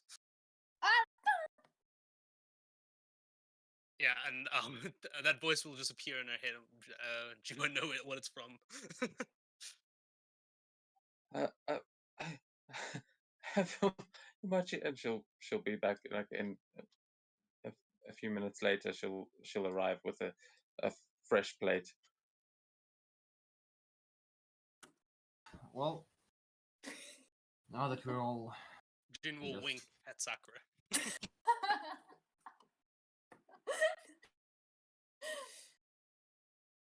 relaxed, Jerry, you said it was a gift.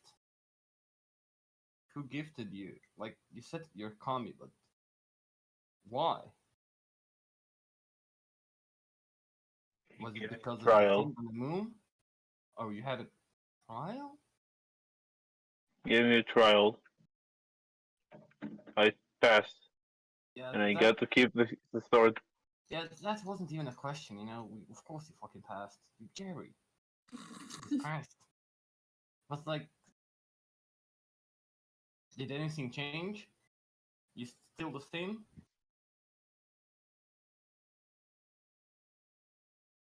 Yeah, I'm still the same. All that good to know. Now that the crew is back,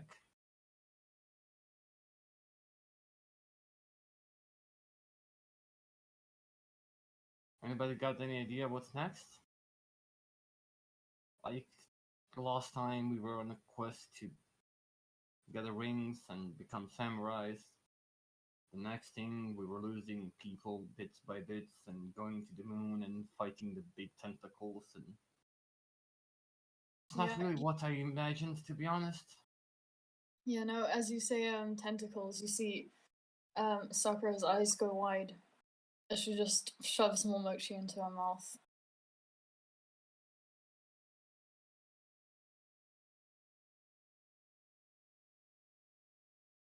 She clearly still remembers. Well, I mean, it's kind of hard to forget, you know. But yes, I have decided that she is now fucking terrified of tentacles, and I mean, who Yeah, wouldn't no, be? that's. And I think that tracks.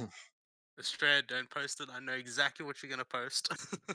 Is it that I suddenly pull out a tentacle staff? Oh, you want to get disintegrated.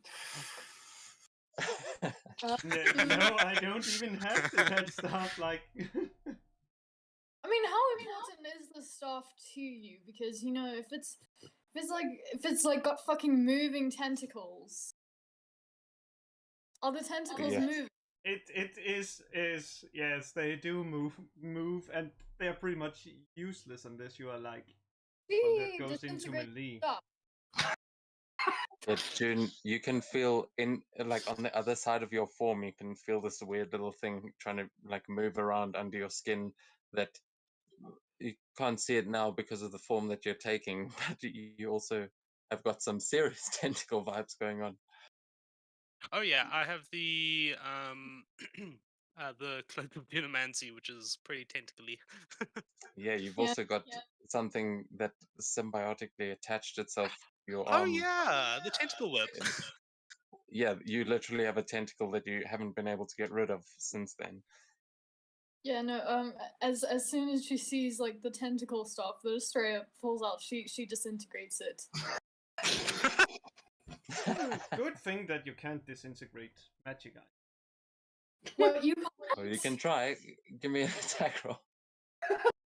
Okay, let's see. Oh, what the? Why the fuck it always comes to this? Australia's about to get Well, disintegrated. it needs to make a dex save. Yeah, it's a non-moving object. I don't think it has a dex. Not gonna lie, that's a pretty terrible damage roll. Yeah. It really is. Oh One, my! two, three, four, Oh, what five the fuck is ones. that? So as you just reach out and you blast this beam of energy, Astraea knows exactly what a disintegrate beam looks like, and immediately like gets the fuck out of the way. Astraea, please describe how you dodge out of the way of this beam, and as the wall behind you, that entire screen door is completely disintegrated. I'm basically She just doesn't manage to get the I'm stuff. basically just as it basically like almost hits me. I'm just like makes it seems like I'm basically falling into ash while basically using a misty step to basically move right here. Yeah, so you see, as this beam lances out, you see the entire wall, this paper door, which is important because when Astraea Misty steps, she turns into lotus flowers, lotus petals. So these little shards of white paper and lotus petals just explode all over the place as you blast out this disintegrate ray. Sakura, give me just an insight check to see whether or not you think you just disintegrated Astraea instead of just the staff. Oh no! Okay, maps down, let's see. Okay, D&D Beyond, that's a 23. Okay, yeah, you hear the little as she reappears somewhere next to you. Well, Oh no! still in this place, Next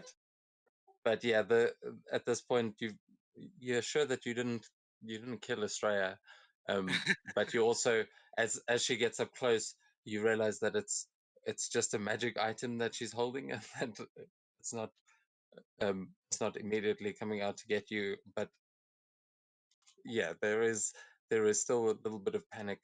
It'll take some time before you can get used to this.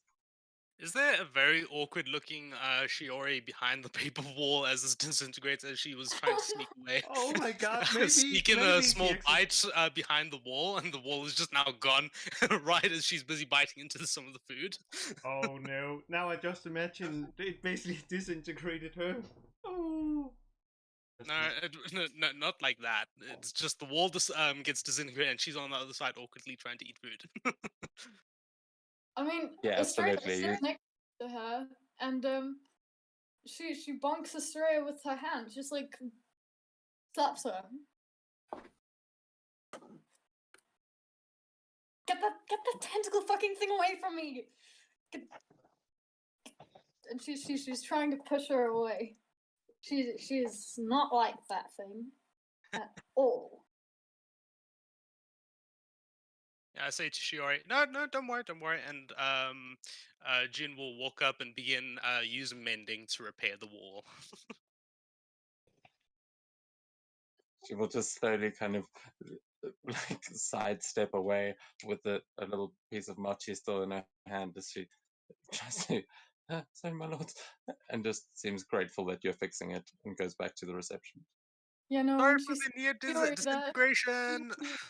she starts bowing and she feels horrible. She just like kind of destroyed the house. And and Jin, as she casts mending, the wall pretty much looks exactly the same before it was disintegrated. Yeah, you see all of those little ashen pieces of paper that were scattered around. You start to lift the ash up into the air, and it starts to reform, kind of not actually you're kind of copying over the other side of the room of these sliding doors, and it Yeah. rebuilds itself as you. It takes you a little while to do the whole door, but you do manage to completely repair this door. I think the way I'm gonna roleplay the mending spell, it's basically it's a very localized turning back of time as the papers basically come back and reconnects with the door and basically turn it back in time for like 2 minutes to before it Yeah, was disintegrated. like a reverse entropy kind of thing that's happening there. Yeah, Yeah, and Sakura I like it. will see it as Dunamancy. I think Mhm. Dunamancy. Yeah, as you start doing this, she kind of picks up her plate of mochi, which is almost empty, you know, you gotta finish it. She bows. She says, "Excuse me," and she's gonna go out that way.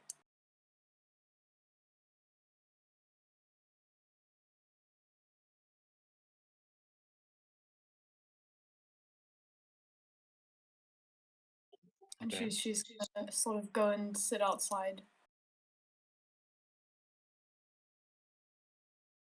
Yeah, it is at this point. It is nighttime, so actually,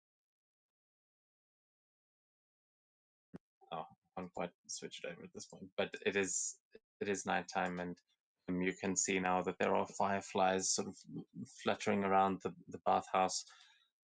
As the stars above you, you see stretching out, and you feel to yourself very thankful that you are no longer up among them. Mm.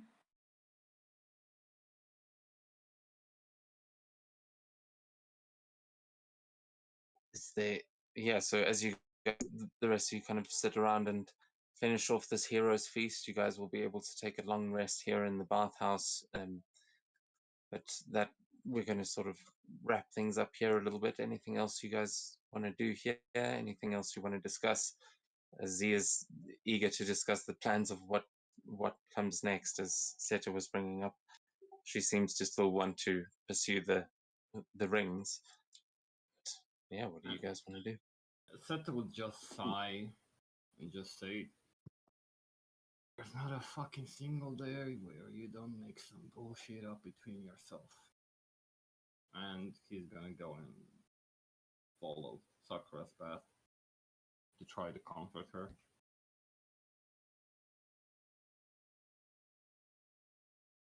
And before I leave, I'll just turn to Z and tell her that we'll discuss in the morning about everything. I guess people are too angsty right now, or too excited, or I don't know. We'll see. I'll see you in the morning. Agreed. It's been a long few days. Sleep well, Seto. I'll see you then. And You too. she'll just kind of nuzzle up against the wall as she's lights something, and she seems to just kind of sit and chill for a bit there.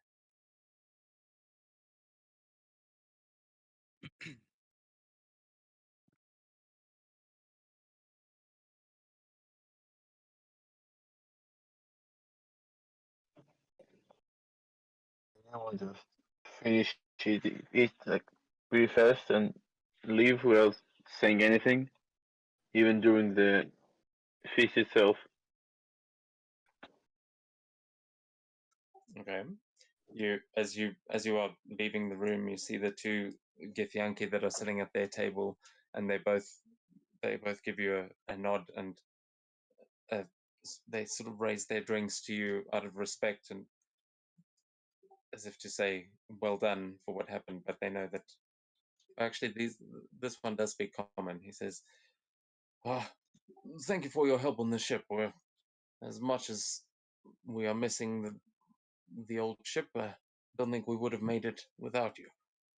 And he just gives you a little cheers. I just do a quick nod and continue moving. Yeah, where are you headed?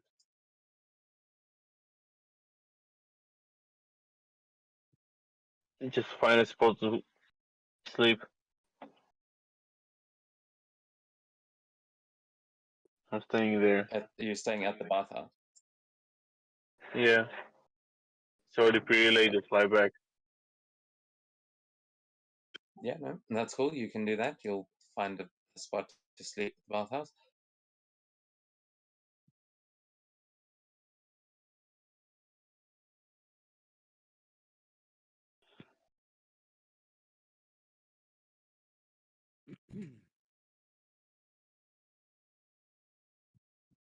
What about the rest of you?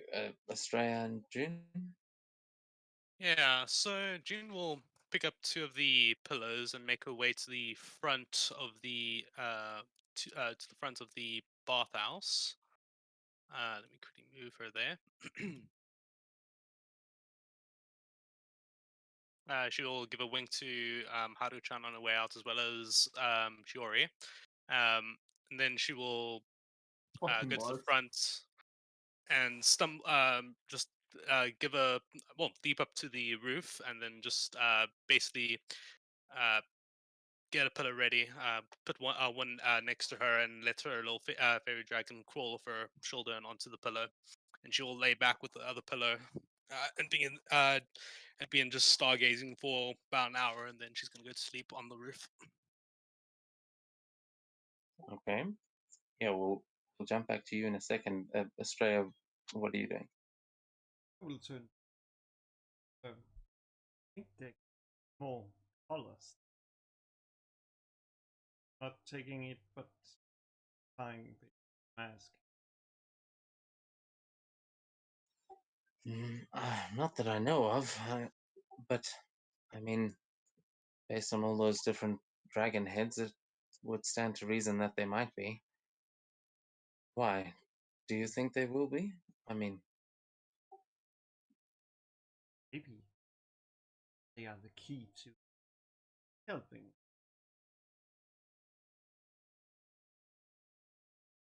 well, I don't know about masks, but I know that Sumihime wants blood. So I suppose we're gonna have to try and hunt down some dragons.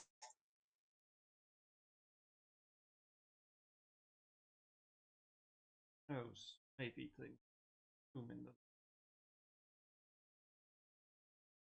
As I do, as I already said. Keep it. Not just drop something in there and rid of the. Didn't have someone pour water high under control so it spreads the rest of the library. Well, I mean, sounds like you've got a plan. We might as well go and try that once we get back into town. I'm sure. I mean, you've been in there. Can't be that much of a problem, can it?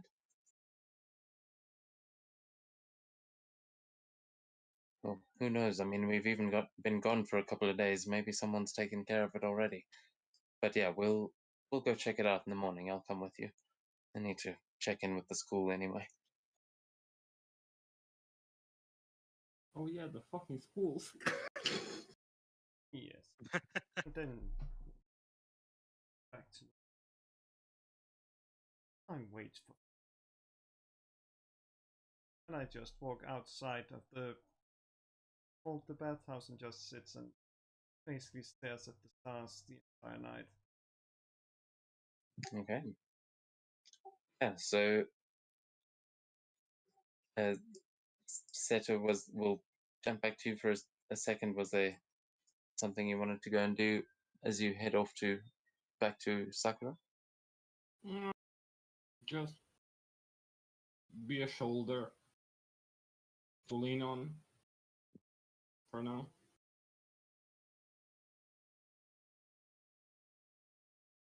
Okay.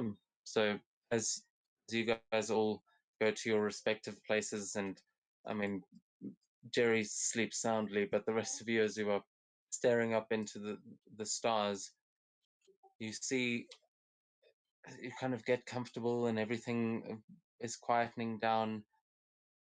You see a small light fly up into the air from the ground. It seems to be coming from Toto. You see it fly up into the air and then suddenly explode into a bright flash of blue fireworks that suddenly start to take the form of a blue dragon.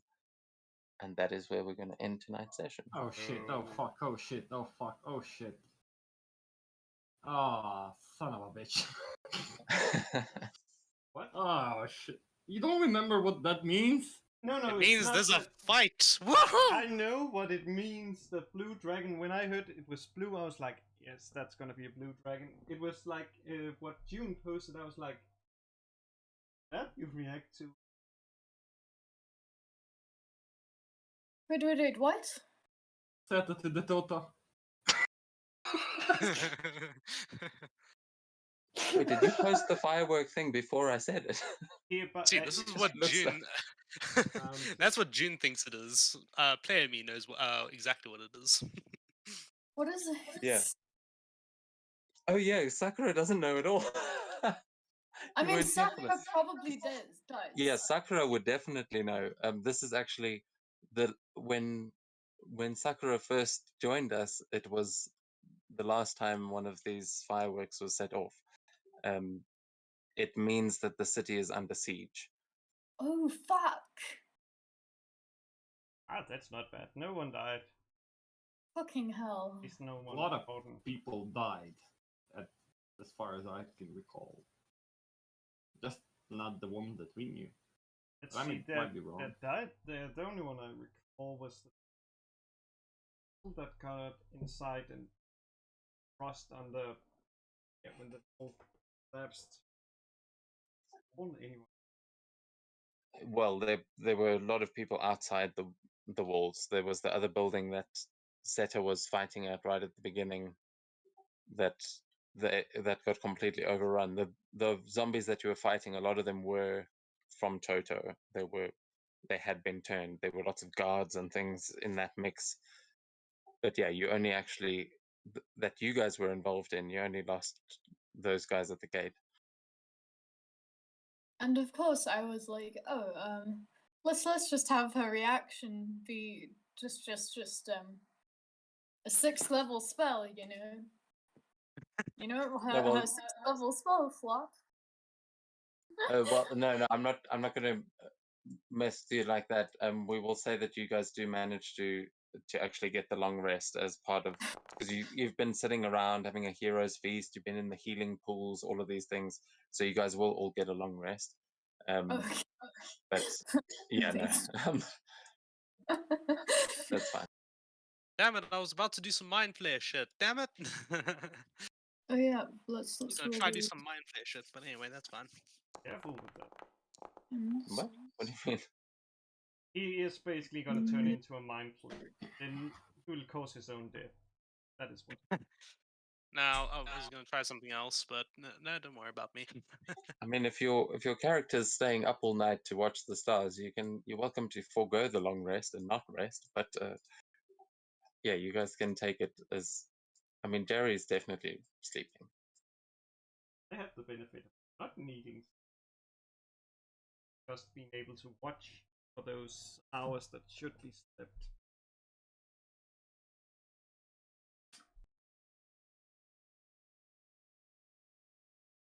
Yeah, but thank you very much for the game tonight, everyone. I enjoyed it. Yeah, it was great. It was a bit of a different